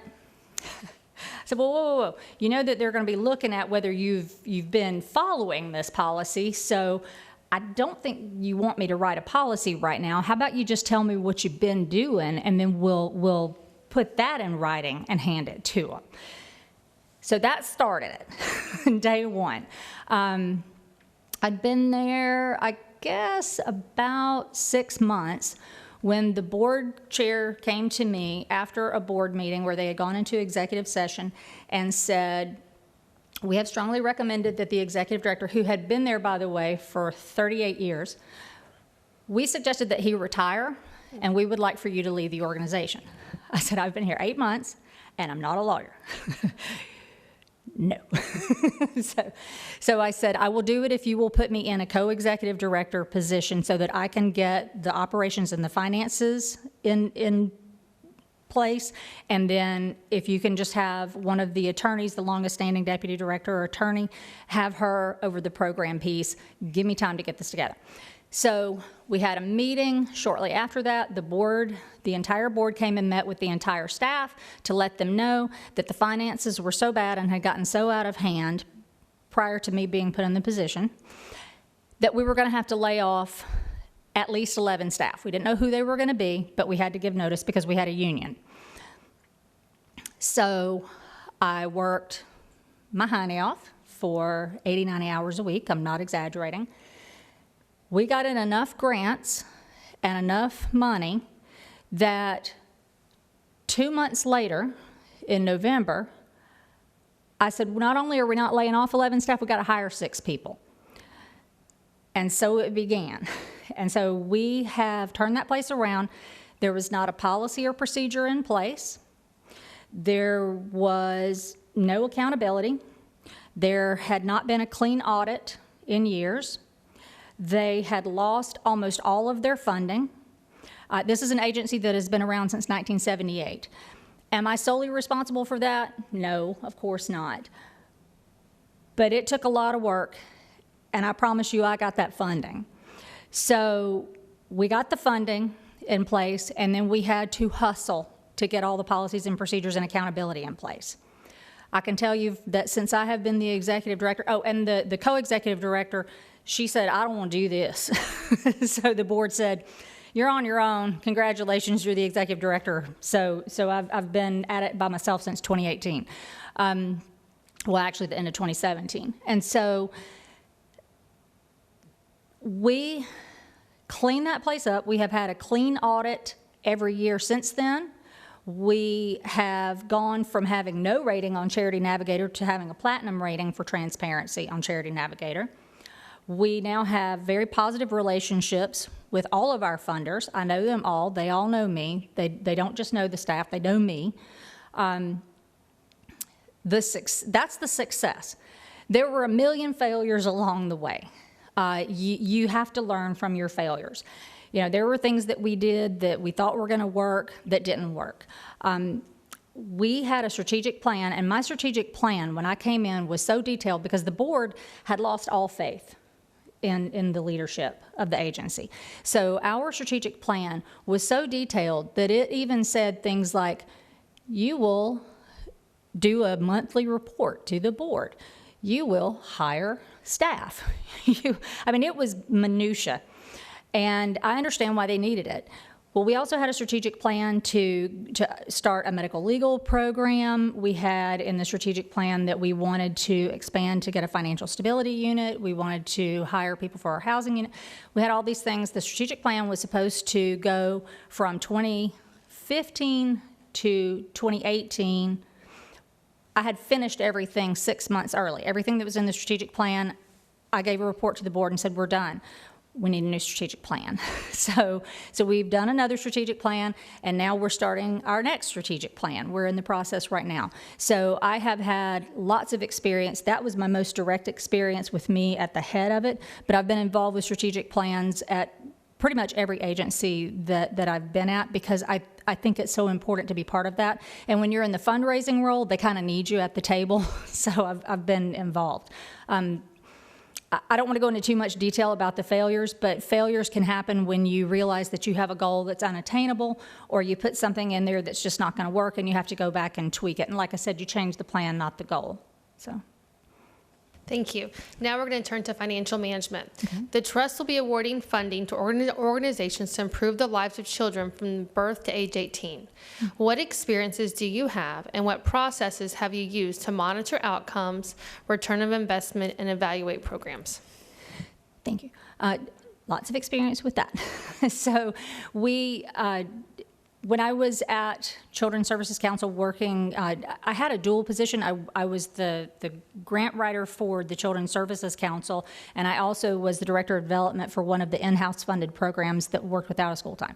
So I helped with the monitoring of those programs because I was the person who was the most involved in being monitored, if you will. So we wrote... first, it starts with the RFP. You got to start at the beginning. So your RFP has to be pretty clear as to what you need the folks to do and lay out the deliverables. Then when they apply for their grant, they'll tell you what their deliverables are going to be. So you have that in place if you've got a good tight process. That's what you monitor them against. And you need at least an annual monitoring. You need to go and see every one of the agencies that you fund at least once a year. We have discovered in the past year that you can do that remotely, which is so much easier. but you can randomly select cases and have them send it in so that you can review all of their record keeping. Record keeping is super important. If it wasn't written, it wasn't done.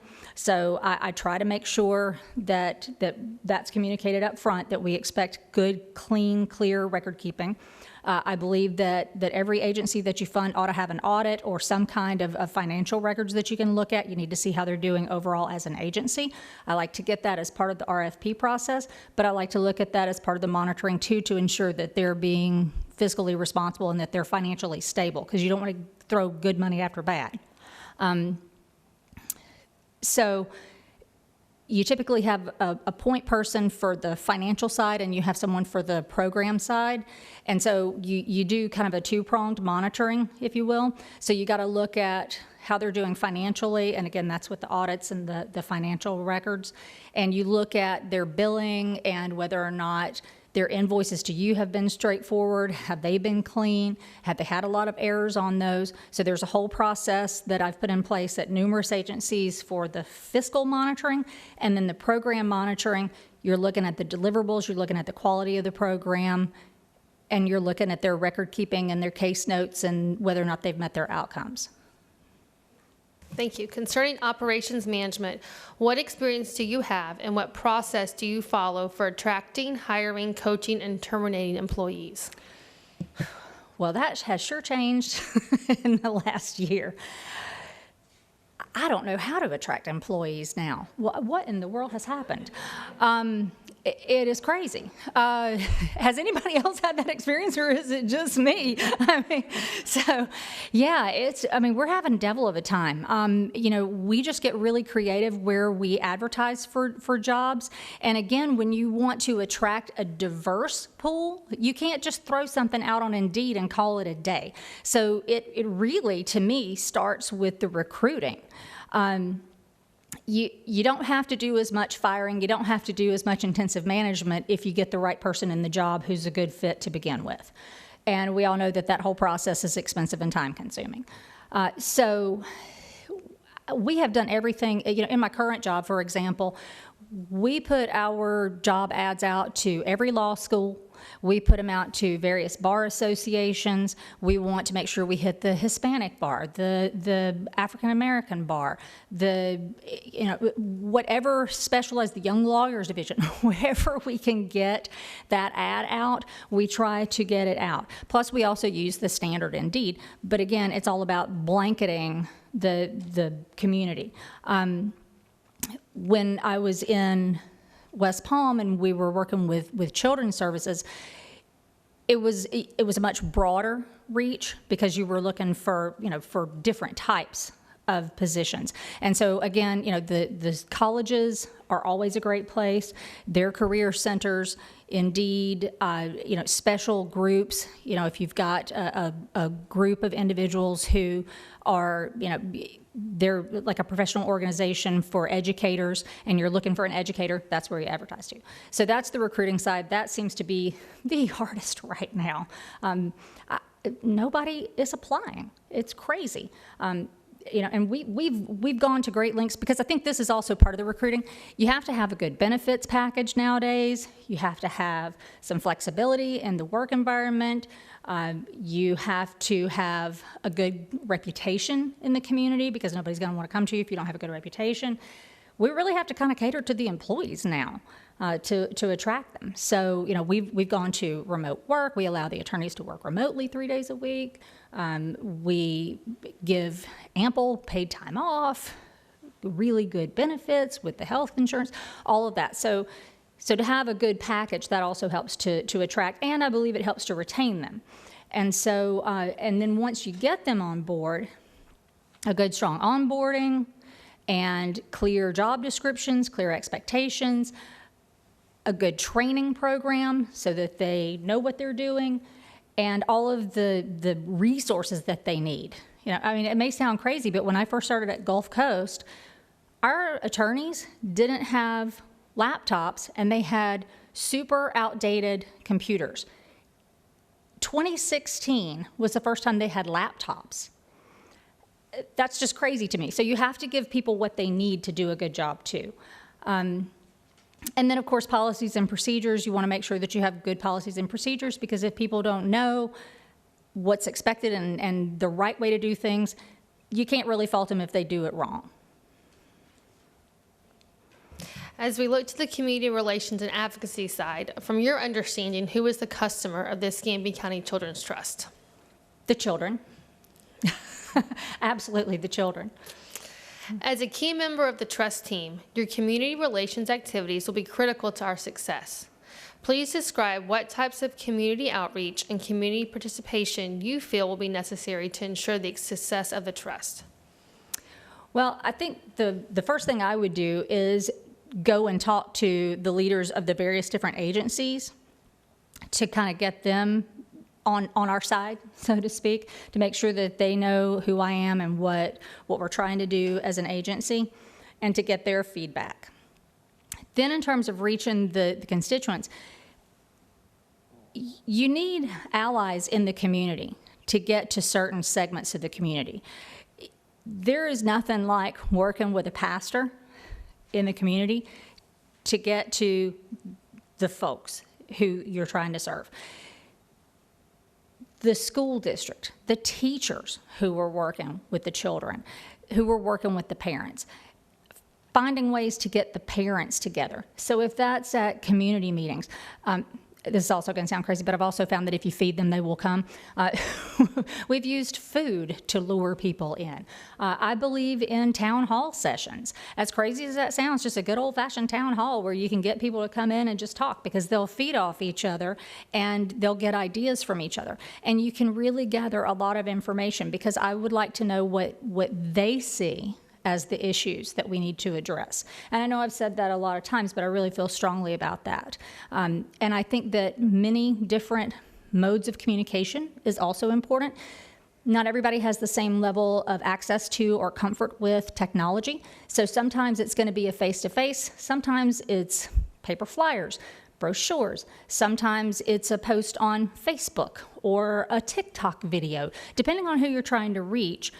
There are so many different ways to do outreach and advocacy, and I think that you just really have to have a lot of different tools in your toolbox with that, and try to hit people from as many different angles as you can, and try to get to the folks who really have the information you're trying to get, instead of getting it second or third hand. Thank you. In looking at our diverse community, give examples of your previous efforts and involvement when working with communities of color around evaluating and determining community needs, especially as it pertains to improving the lives and the well-being of children. Okay.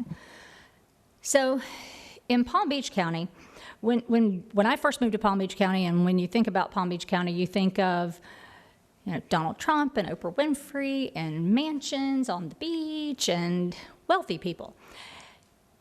And you don't think about all the people who live across the Intracoastal Waterway who are poor, who are Hispanic, who are Black, who are Haitian, who are struggling. And we had to figure out, how do we serve those children? What do they need? And we looked at a lot of different data, and I think this is a good way to go. For your higher level, just to see which communities you kind of need to make connections with and dive into, because I still stand by what I said, you've got to connect with the folks who are within the community. But which communities do you look at? So we looked at things that and some of them were in the Studer Institute report that you guys have already looked at, but you look at everything from, where's the juvenile crime happening? Where are the pregnancies? What are the school what are the school's performance looking like? Where are kids not able to read by third grade? Where are the problems? So you look at that first, and then you have an ally in that community.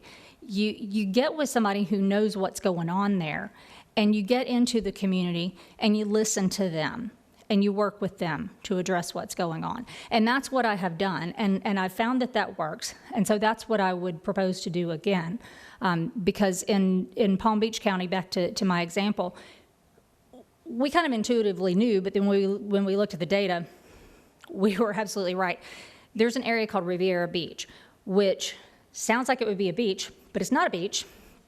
It's a very, very poor, small community, and we had all these ideas about what we thought they needed, but when we went in and we started talking to the pastors and we started talking to the folks who worked in the community centers and we met with the parents, we were wrong.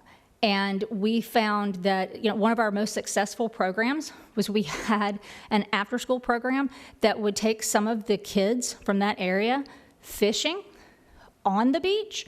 And these kids lived 3 miles from the shore and had never seen the Atlantic Ocean. And so we would have never thought that they needed those kinds of opportunities to really open their eyes to why they need an education, because they got to have a goal too. And so once we open their eyes to this big world around them, everything changed for them. But we would have never known that they needed those other kinds of opportunities if we hadn't talked to somebody in that community. Is there any additional information the board should know about you to aid us in our selection for the executive director position? It's just that I have never wanted a position any more than I've wanted this one. I have been hoping that there would be a Children's Services Council, a Children's Trust in Escambia County ever since I saw the first one, because I've seen what it can do. I know that sounds like I'm pandering to you. I really, really believe in this. And whoever you choose, I have faith that you'll choose the right person. But I would love this opportunity because I have seen how successful they can be. I have seen the difference that it can make.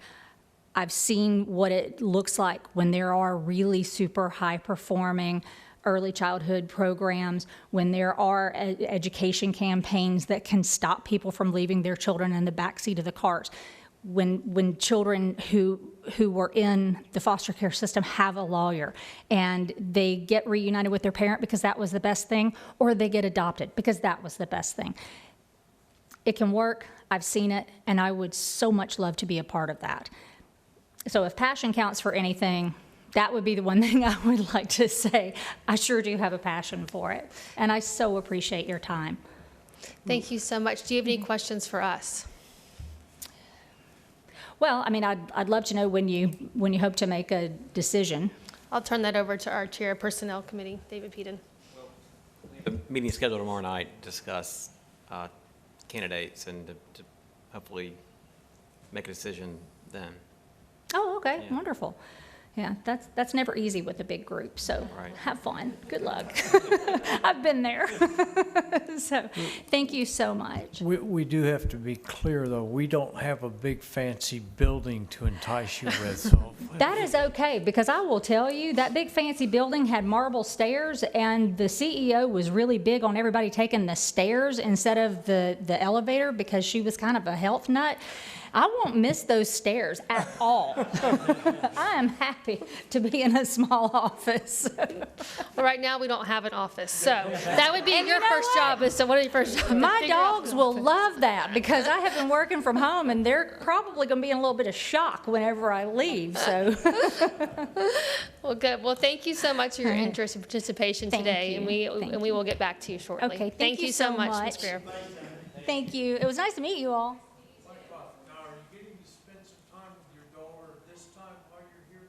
I am. Thank you for asking. Yeah. So she was very excited. As a matter of fact, she told me last week, she's like, are you getting here Friday or Saturday? Because I'm not going to go grocery shopping if you're coming to town. I'm like, so anybody who has kids in their teens or 20s, you know what I'm talking about. So yeah, and I got to do laundry this weekend too. So yeah, she'll be thrilled to have me here. I might not tell her I got the job if I do. So it'll be our little secret. So thank you so much. Let's take a 10-minute break.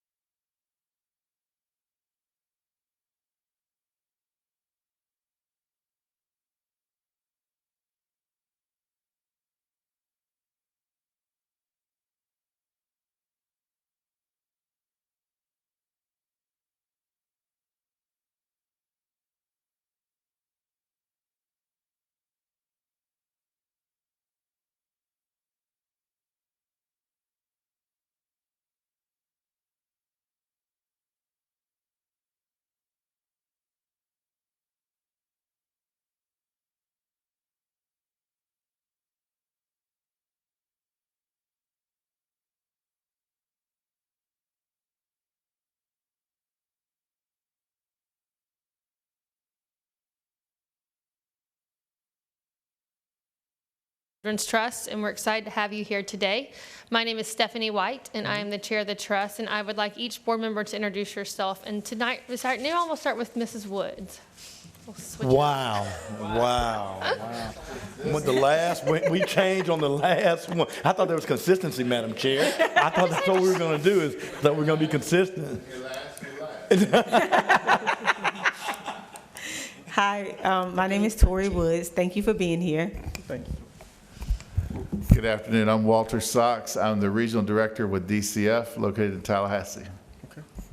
Good afternoon. I'm Rex Northup. I'm a retired pediatrician from the area.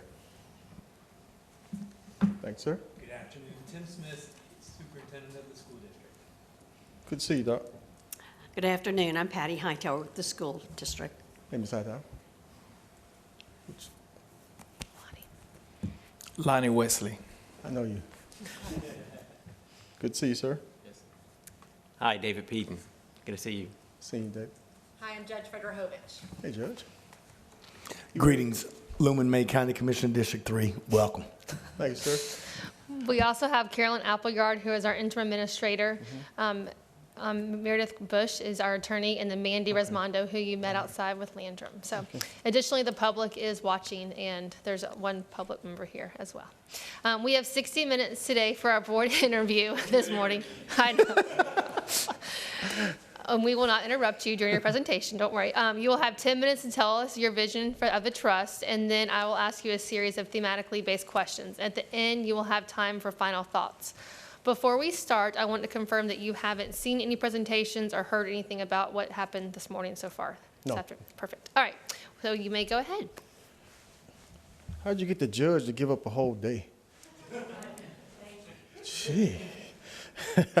Thank you all for having me here today, and thank you for considering me for such a prestigious staff, prestigious job opportunity. This is tremendous for our community, and I do not take it lightly, so I just thank you for the efforts that you put forth. Also thank Carolyn also as well for the efforts she's put forth in the interim administrator, so I just want to say that as well. I do want to dive right into the presentation because I don't want to take up a lot of you all's time. I know that you've been here all day, so inside of it, it talks about I am no longer accepting the things I cannot change. I am changing the things I can no longer accept. This is Angela Davis. Let me see. Oh, it's a click. I got it. So just to give you an idea, we're just going to go over some of these brief things. The board relations, strategic planning, financial management program, management, operations management, community relations and advocacies, and working with diverse communities. I switched these around and put board relations first, because ultimately we need to make sure we set some foundations. So what I have here is a few things that I wanted to outline. Set up standard meetings with board chair, vision for the organization. The board chair will set that vision for me. We also have an opportunity to understand what her passions are and what the other group member passions are, and what the skill sets and the resources that each member brings to the table. Also had an opportunity I wanted to see about setting up a meeting with Carol, the interim administration, because at the end of the day, we need a transfer of knowledge and the skills that she's already brought to the table and see where we are. Then we also want to move forward and schedule meetings with each and every one of you. Not to have meetings just to be having meetings to see if you all like me or not, or if I like you or not. I think those meetings should be formalized, and they should be strategic in nature, which means I added a few things in here that says, okay, group members will bring to the table the top five most influential stakeholders to consider partnerships with, the top 3 concerns to address, and top 5 community service providers. This is the first part of the strategic planning process. So when you're looking at stakeholders, you're looking at yourselves, and so you all have worked in this process for a number of years, so you have some interesting information to bring to the table. So definitely would like to meet with you all and find out what those things are. Schedule meetings with current stakeholders. There are people who are not on this board, but who were instrumental in getting this organization up and running. Would like to sit down with them to find out what their challenges are, what their resources are, and what they're bringing to the table. Then also would like to schedule meetings with other trust organizations. I'm not interested in reinventing the wheel.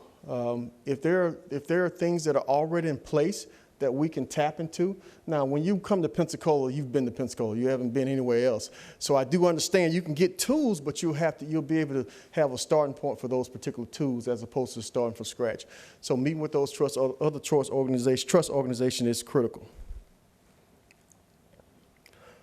Moving along, strategic planning process. Once you get settled down with the board, we need to see what that strategic plan process looks like. So I have a whole entire outline of this. What I will say about the strategic process is I'm a results-oriented management accountability person. I've gone through the training for this. And so inside of this whole entire process, you'll see that Roma process inside of it. So inside of it, you'll see preparation. And from the preparation, there's a couple of things that I would like to talk about, but definitely would like to talk about that timeline, because when you're doing a strategic planning, you have to come up with a comprehensive community needs assessment, which takes a lot of time, which means that perhaps this organization should maybe look at some of those reports that are already out there and try to combine those particular reports together, as opposed to going and doing a whole comprehensive community needs assessment, which could take roughly 4 to 6 months. So that's just a suggestion. Next stage is the assessment part of this. So we have comprehensive community needs assessment. Then we have review results with the committee, which is crucial. So once you go and you compile all these data points, you need to get back with the committee and share with that committee what is actually happening. So because that committee would then go back and report to this board what the results are. And from that, what the board will determine is there a shift in what our mission should be? Should there be a shift in what our vision should be? What are our core values? And that's all a part of the strategic planning process. The next step in the plan is planning, which is part of the Roma phase as well. So you went through, you did your preparation, you've done your assessment, and now you need to plan for results. Plan for what you want the outcomes to be.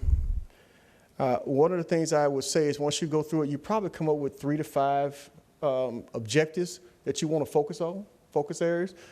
This is the first year that this organization is getting off the ground, so I would say not to go out and say I'm going to tackle all 5 of them. Perhaps you may dig at one, and then you look at something in this presentation I'll talk about a little later on. But again, you'll have to address them, but you may focus a little bit more monies or more energies in one particular area to move the needle because you see that as a major need. So that's an opportunity. And then you want to make sure once you get those objectives, what are the outcome indicators? Because you don't want to get to the end of this whole process where you spend a year working on it and not know where you are. If you have these outcome indicators, it gives you along the way what are your results going to look like, potentially what your results are going to look like. So what's very important is just to understand the difference between outputs and what outcomes are. Then you have your implementation phase, which really talks about you've gone through, you've done your plan, you want to implement. Then you want to track and see what those results are. Once you get your strategic plan, you have to drive it all the way to an operational plan. That operational plan really goes through and gives you what your deliverables are going to be.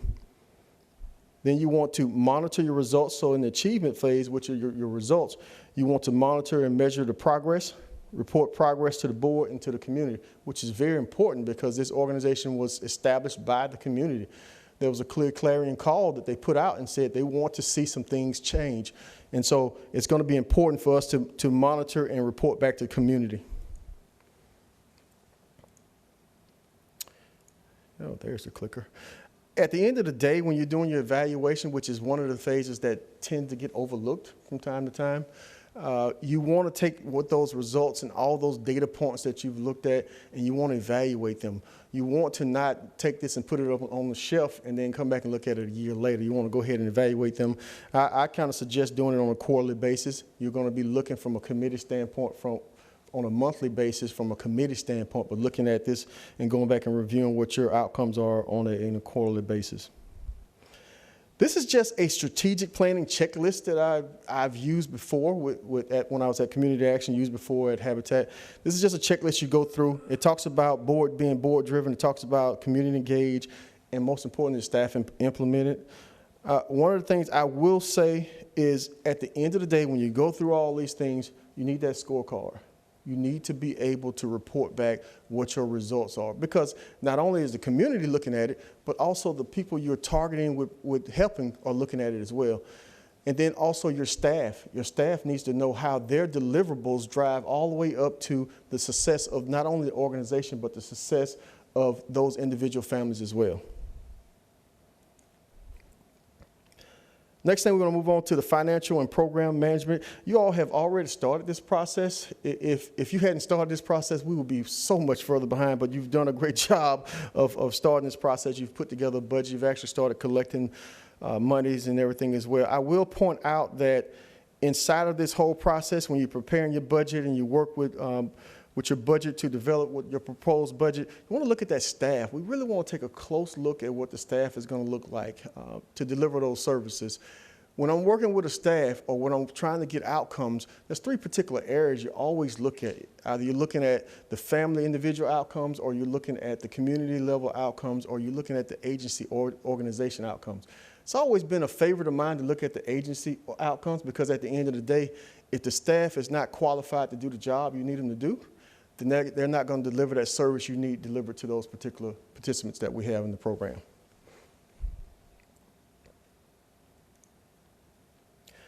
This is crucial. This is the first start of programming right here.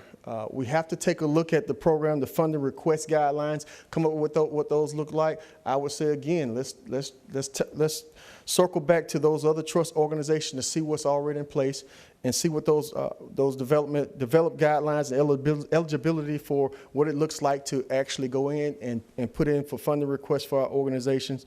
Also, you want to identify the funding priorities and timelines. You want to be able to establish your RFPs, but inside of doing all of this, you've put all these things together, but then you don't want to set someone up for failure.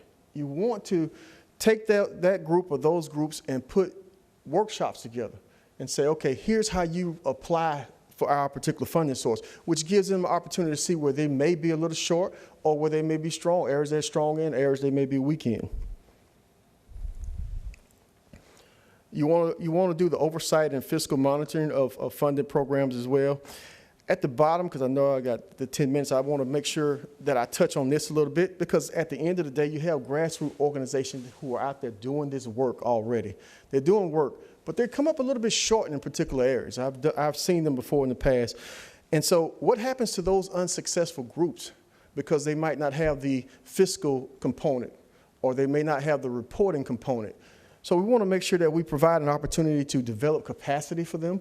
I kind of see this organization as a technical assistant type organization, where we won't necessarily be out doing all those services. You'll just be partnering with other organizations, and then you'll also take your groups that you're partnering with and try to build that capacity among those. Another thing I thought about was putting a peer-to-peer type program together. You may have this one group is strong in one particular area and one is weak, and then in one particular area, and you put them together and now they're both strong, which affords you an opportunity to leverage more resources, which affords you an opportunity to bring those resources in, and then potentially leverage more resources with outside grants and proposals. I dropped this slide in here because I wanted to let you all know that I did look at your data points. Looked at our data points. I've been looking at these data points for years and understand that one data point impacts the whole entire ecosystem of our families. Our families could be in one particular area that they may be hurting in, but we know that they may come in for one particular service. It may be housing, but you know, if they have issues going on with child abuse or things of those nature, we need to make sure we look at all the data points. So I dropped that in to show that in order to have a good collective impact for the community, you have to look at all the data points. There's just no way that you can come in and say that you are a education organization and not sit at the table of housing. You got to sit at all those tables. So I want to just make that point.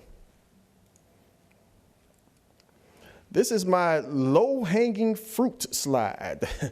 At the end of the day, when you all bring this program together and you bring it back to the community, there's some things that you're going to be able to accomplish, which are going to be short-term.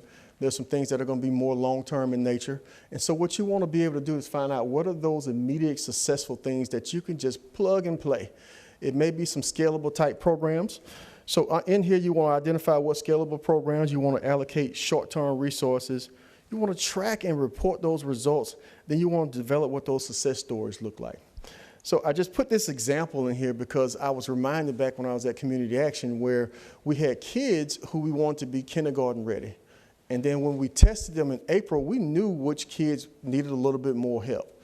So we looked at possibly bringing forth some funding from other resources to provide the extra resources during the summer months, skill-based type training for those particular kids. And so that type of program, if it's in place, it's a scalable type program because you're already measuring those kids, you already identify what their needs are. Could you just provide some extra funding for something along those lines? Another example I kind of threw in, which is I call low-hanging fruit, is kids, cribs for newborns. We know that we have a problem in our community. It could potentially be where we're just providing some additional cribs, some funding for cribs, also providing some case management people to actually talk with families a little bit more to make sure they're a little bit more abreast of what happens. Moving on to operations and management, we do know that we have a statutory requirement checklist. The Florida Statute 125-901 is what guides us. There's a lot of research out there. I've read a lot of the websites. DEO actually has a manual out there for particular type organizations like this, so you can go in and get those checklists for those things. You want to make sure that we kind of follow those things. You want to do your quarterly reporting and all those particular things. I think what's important here is the professional service providers section that I have here for operation management. Need to identify who those are, and I said we do have some already on board, so you all are working towards that. I threw this organizational leadership firm in here because I see that's an RFP that you all put out as well. Crucial, critical to the success of the organization, because that type of firm can guide you not only through the strategic planning process, but they can take what those deliverables are going to be and what those outcomes you are looking for and tie them all the way back to your staff and making sure that your staff understands what it means for them to be successful. So, and they see how, what it is that they're doing and how it drives all the way up to the organization outcomes, as well as the outcomes for that particular individual family that they're providing assistance for. The other thing I have here is the hiring and onboarding. That's kind of what I was talking about with the leadership firm, walking you through that, making sure that all the job descriptions are up to date and current, and making sure that you have, or you're setting that expectations, sitting down with your individuals as they come in. You set expectations on the front end on hiring. You know what your core values are as an organization, so you when you're developing your questions, you make sure those questions are surrounded around those core values to make sure a person could have all the skill sets that you need, but then they might not be a good fit because they may not have diversity, equity, inclusion inside of what they're doing. I'm just throwing that out there, but I'm just saying you want to make sure whatever your core values are, that you put them inside of your hiring process as well. And then as a executive director, I would actually meet with all of them on the front end and then set those 30, 60, 90 days check-in type points, or at least have those individuals that are not my direct reports have it happen again with their supervisors. The other thing I have in operations and management is the excellence in communication and transparency. I mean, everything that you all do, you know it has to be customer-centric delivery model. We have to live by that, because at the end of the day, that tends to be a little bit more successful than other things that we may propose to do. So you want to make sure it's customer-centric. And then you want to have that dashboard to communicate those goals and those outcomes. This next stage is the media campaign and the partnership. At the end of the day, when you have some challenges, or at the end of the day when you have some successes, you want the media to be there when you have those successes to help you to say, oh, we have an event here, and publicize those things as well. So having a media platform and a media campaign is crucial and critical to the success of the organization. Lastly, in this operations management, I have in here an emergency and contingency plan. In my years of actually doing case management and working with families, they always have issues that come up. Hurricane Sally, COVID, we as an organization would want to be able to put funding in place and planning in place for those type of emergency issues that come up, that arise. This is just one of my slides I threw in because I said connecting strategy and services to family and community results can be a challenge. You have two mathematicians who are going through and they have a problem, and then there's a miracle in the middle, and then they have the solution. And then they come up, maybe we should have put a little bit something more inside of this. It's challenging, y'all. You know, the results that you're going to get are going to be incremental at best. It's not going to be one of those things that you're going to have something all of a sudden, oh, we're here. It's going to be incremental. As long as the communication is clear and concise, and along the way, along the path, you'll be able to get there. Perhaps they should have had Katherine Johnson in here to help them. Community relations and advocacy. So, y'all, I've been doing community relations for years. I love it. It's a passion of mine. But these are some of the things that kind of come up when talk about when doing community relations and advocacy. Determine that tool to communicate the strategies and interventions. What does that tool look like?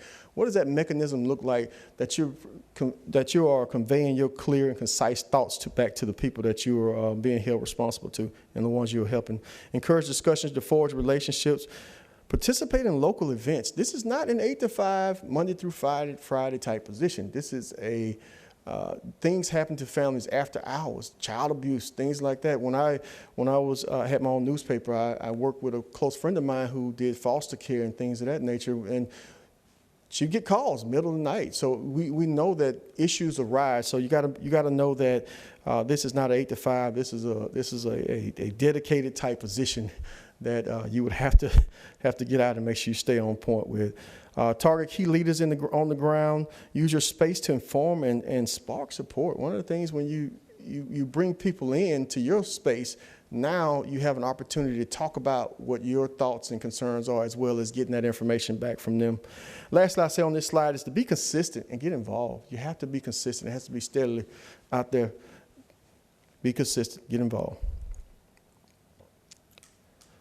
Working with diverse communities, become the recognized resource authority. And I'm sure we'll probably talk about this a little bit more, but working with diverse community is hard work. It's not one of those things where you can just walk into a community and all of a sudden they trust everything that you're saying.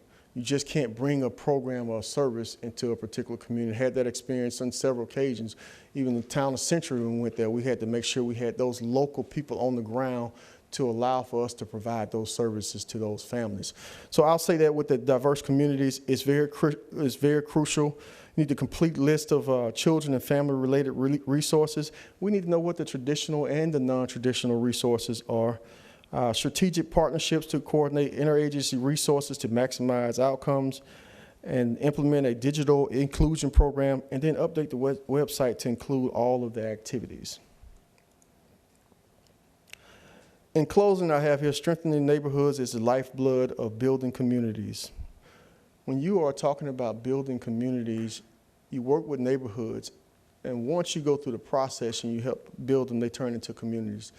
They're close-knit families, and that's what we're talking about here, whether we're identifying Brownsville or we're identifying a geographical location, or we're identifying a particular group, segment of group. You want to build that community as best possible. One of the things I always tell my son is that, son, don't raise your voice, improve your argument. That's Bishop Tudu. I mean, we have to improve our arguments when we go out to our families or when we go out to our providers, and we expect them to provide these services. We need them to understand where our families are and understand that you can't put programs in place that create additional barriers for them. Had that happened before, you just have to be able to come back to the table and address whatever the issues and concerns are. And thank you. Thank you so much. Our first question will deal with strategic planning. What experience do you have developing an organization or a program from scratch? And can you describe a success as well as a failure, and what impact each had on you as well as the organization? Okay. I can repeat it if you need. Strategic planning. My training as a results-oriented trainer, which is ROMA, which is Results-Oriented Management Accountability, has afforded me the opportunity to be a part of a lot of strategic planning type sessions, starting with community action. That was the baseline of what you had to do. You went through and you collected all the information you needed from the families as well as the providers, and then you came up with what the needs are, you identified what the strategies are, and then what you did was you put those things into place. So my experience has been working with community action. I've done it, worked as not only a facilitator, but I've also worked in the position of a implementer as well, because if you bring in someone else, you still want to make sure that they are guided by these principles that we're talking about. That takes you all the way up to the evaluation process, because if you miss one of those things, then you've missed the boat entirely. A success in strategic planning. That strategic planning can be internally or it can be externally. I recall having the opportunity to pull down some data and crunch some numbers. It was my boss first got here almost, and we were crunching a lot of numbers. And what we found out was that a lot of the families that came to us, they came from different areas. They either were coming for emergency services, or they were in self-sufficiency, or they were looking for weatherization. They came in a lot of areas, but we found that they weren't being provided all those wraparound services. And so when we look at those things, and when we looked at them, we said, you know, we're collecting this data, and then when they come back to us again, we got to collect this data again. And that's frustrating for those families. So we looked at standardizing our actual application process, and now we ask those questions and we do those assessments on them to see what they're eligible for, and then we provide those services on the front end. That was a huge success, I believe, in my mind. A failure, right? Yes, sir. I would think that I was involved in a process that went really, really well, but at the end of the day, strategic planning and putting together that needs assessment, it's lengthy in time and it's time consuming. And what we found was we did not collect that feedback data that we should have been collecting from those program participants. It wasn't until I went through this program called Pathways for Excellence that I kind of realized that you got to always be collecting that particular data. If somebody comes into your establishment, you send them a survey. You know, what do they think about it? So that was the problem that we had with that, because now when you come back and you're getting ready to evaluate, you don't have their input. Those are the main ones you need to input. Well, sir, how did we do for you? What were the challenges, the issues that you may have had? Great, thank you. Now we will turn to the financial management question. The trust will be awarding funding to organizations to improve the lives of children from birth to age 18. What experiences do you have, and what processes have you used to monitor outcomes, return of investment, and evaluate programs? Financial management. So when I was at Community Action, I ran my own newspaper. Then I went to Community Action.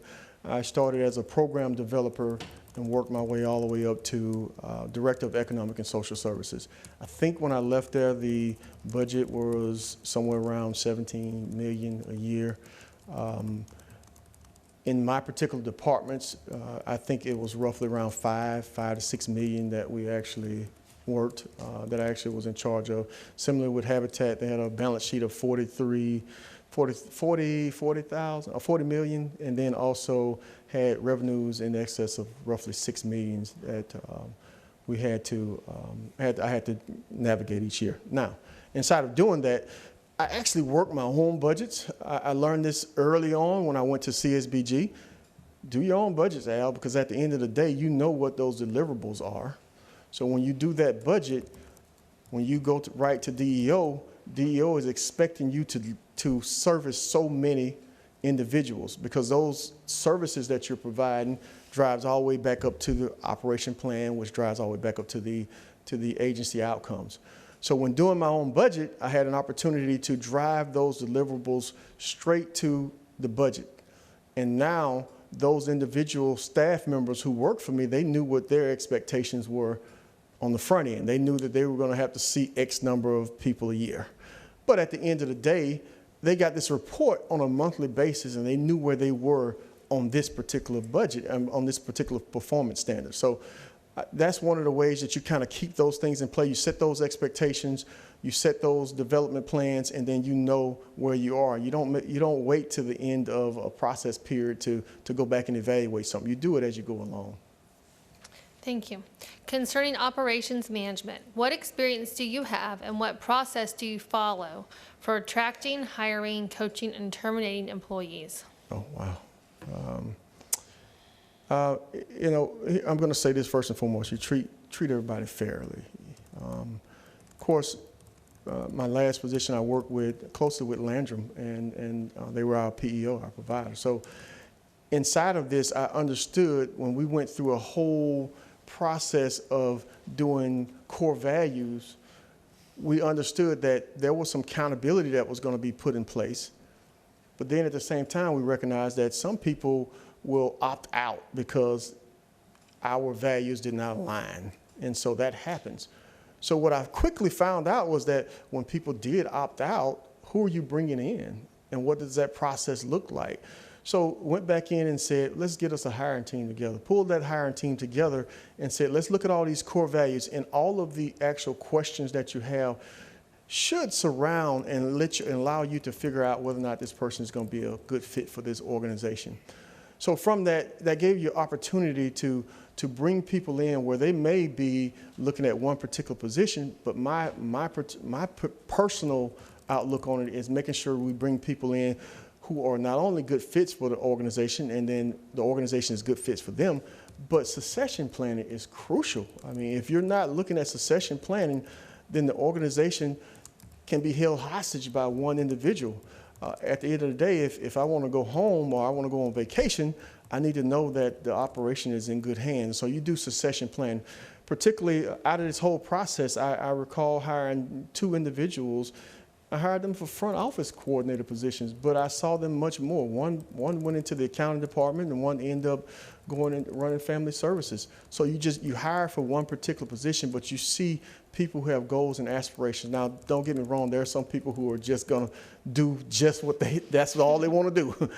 But you have to have a good mixture and combination in order to make sure the company or the organization grows and is flexible. Because at the end of the day, the needs are going to change. And when those needs change, are you going to have to go out and get new staff? Or is this staff already able to be trained up? Or have they already been trained up? You have to anticipate those things and anticipate where you're going as an organization to make sure those training things are in place. Thank you. As we look to community relations and advocacy, number 1, from your understanding, who is the customer of the Escambia Children's Trust?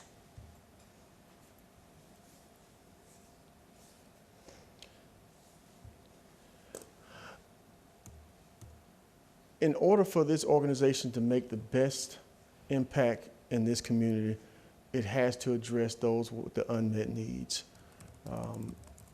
That customer could look potentially, and I think I shared this, it could look like I looked when I was a kid. You know, when I was growing up, going to 5 different elementary schools, changing every year. Those things have impacts on you. That customer could be that individual family who's going through the crisis situation where they're homeless and they're sleeping in the car.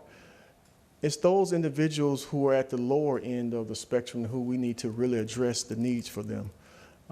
Until we do that, I don't think we can really move the needle as this organization would like to see.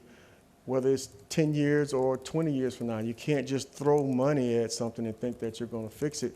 You got to make sure that your targeted customer is the right customer that you're targeting. When you're going through this whole entire process, you're looking at something that's both effective and efficient. You know, one is about doing the right thing, and one is about making sure that the right thing is done, and one is about making sure that it's effective, and that you go back in and look at it and see that the things that you've accomplished are what those things that you want to get accomplished. Thank you. And then also with community relations, as a key member of the trust team, your community relations activities will be critical to our success. Please describe what types of community outreach and community participation you feel will be necessary to ensure the success of the trust. Inside of the display that I talked about media partnership. I talked about actually making sure that you become the guru, the go-to organization for all those individuals. They know they can look on the website for Escambia Children's Trust and know what those providers are out there, what providers out there that would be able to help them solve their issue or challenges that they may have. So I think that the individual as well as the staff has to be really involved in everyday community outreach efforts. When I talk about these things, I talk about them not only from a professional standpoint, I talk about my experiences from a personal standpoint as well. So as I grew up and as I also had an opportunity to work with kids and coaching basketball, 20 plus years of doing that, and baseball and things of those nature, those families have issues and they have challenges that they have to face all the time. So you don't get an opportunity to just say, okay, we're just gonna talk baseball. Those other issues affect baseball or whether or not the kid has shoes. You know, they come and they show up and they have flip-flops and things of those nature. So you have to be able to be engaged in the activities that are going on with the community. Now, having said that, you also have to make sure that you're engaged with the providers because ultimately they are providing the services to those individuals. But if you are also at their particular events and functions that they have, you can see firsthand how well or how not so well their interactions are going, and maybe perhaps stave off any process that you have where you run into some challenges. I remember talking to one of my direct reports, and he would never have any feedback from his providers or his people who was providing services, and I always told him, look, you want to standardize that process where you're talking to them on, if not a monthly basis, on at least a quarterly basis, so that way a problem doesn't become a mountain of a problem. You already had an opportunity to address it ahead of time. Thank you. In looking at our diverse community, give examples of your previous efforts and involvement when working with communities of color around evaluating and determining community needs, especially as it pertains to improving the lives and the well-being of children.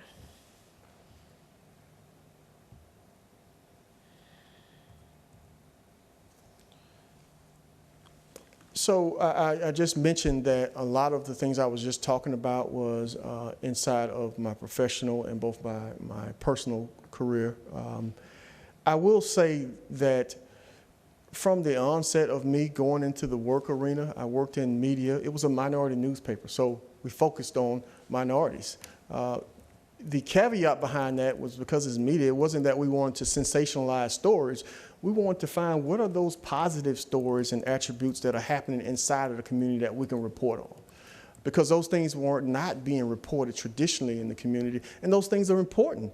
It's important when you find out, oh, this school has the first Black African-American valedictorian, which may not normally hit media, but those things are important. So as you're working through that process, from the media standpoint, I did it then. At the same time, had an opportunity to start my coaching career. Initially, I never forget, I told a guy to come by the office, I was gonna give him a donation. And then so when he got the uniforms in, he said, come on over. And when I got there, he says, hey, this is your all's new coach. I was like, wow, Coach Mo. I didn't know it was in me then. I really didn't because I had never done it before. I just wanted to be a part of the solution. I thought that if I could just give a contribution to them and get the uniforms, they look good, they play good. But it was just an opportunity to be inside of that. So inside of doing these things and working inside of the media, then going to community action where, you know, community action targets low-income minority, typically it's going to be minorities. Same thing with Habitat. When you talk about affordable housing, you're always talking about those folks with those unmet needs, and you always have to be able to go and collect that information and data from it. And so when I talk about trust, you have to have the trust of the community in order to get that information. They have to be at the seat. They have to be at the table. If you go into a community and you talk about you want to do collective impact and you want to build this community, however, the very people who you're trying to help are not at the table, you're running yourself into a problem.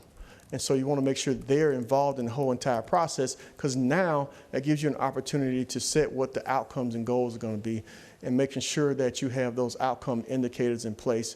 So along the way, you're actually addressing all the issues and concerns that you need to address.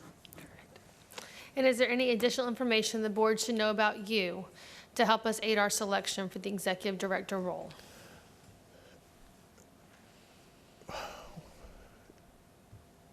I've talked a lot about my personal life. I've talked about my passion for the community. There's a dedication within me that wants to see this community thrive. I'll never forget riding on East Street. I was probably about 19, and my mentor, and he said to me, Al, when you graduate from college, your wife, whoever that may be, is going to ask you and say, hey, go to the big city, get a job. And he says, that's not where it is. He says, this community has done so much for you. You have to give back to this community. And I took those things to heart, because another thing he talked about was entrepreneurship, which is not often taught inside of our community. So looking at that and having the opportunity to work with him and going on other options and co-hosting a radio show and listening to the concerns and needs that people have has always afforded me the opportunity to be in a space to hear and understand what the needs are in our community. Had the opportunity really to work with other organizations as I was growing up, working with those True for Use and those PACARs, and working with the Church on Wheels and grassroots organizations that some people may not even know about. Those organizations are there, and I'm passionate about them and want to make sure that they have an opportunity to serve a larger segment of our community in order that we all can be better in the future. Thank you. Do you have any questions for us? Well, I told you I was a newspaper man, right? I'll limit it to one. If you do decide to select me for this particular position, and a year from now you say, oh, that was a great hire, what outcomes would I have achieved? That's a good question. Anyone want to answer that?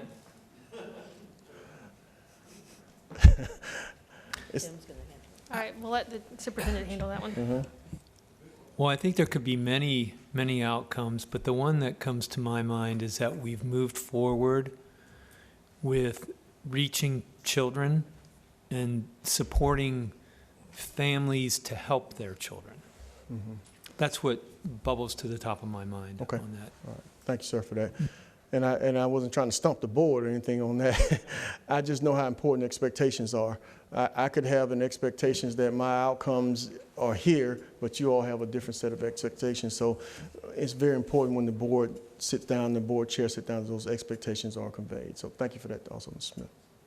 Tim, I thought you were going to say 10 years I would be governor. I mean, I thought that's, when you cut on the light, I got excited, but you kind of disappointed me, so, yeah. Too controversial position. He only wrote it. I'm just going by what he wrote. Commissioner, I think the governor position is sitting on your shoulders there, sir. Do you have any more questions? No, for us? I'll leave it to that. All right. Well, thank you so much for your participation, your interest. We have a meeting tomorrow night, and we will be getting back to you then. Thank you. Thank you. We appreciate your time. Have a great day. Thank you. Thanks, sir. Y'all have a great day.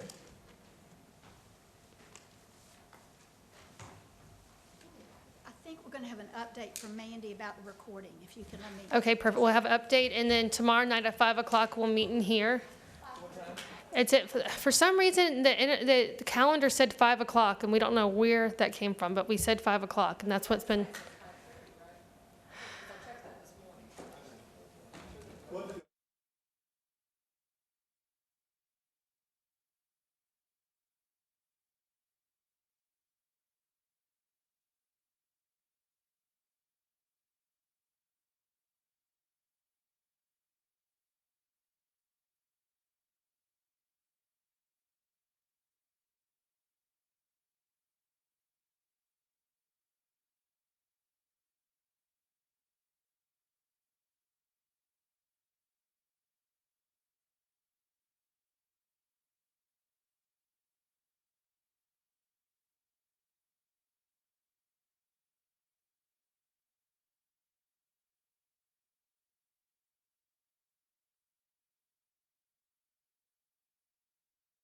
We want to encourage citizens to get tested.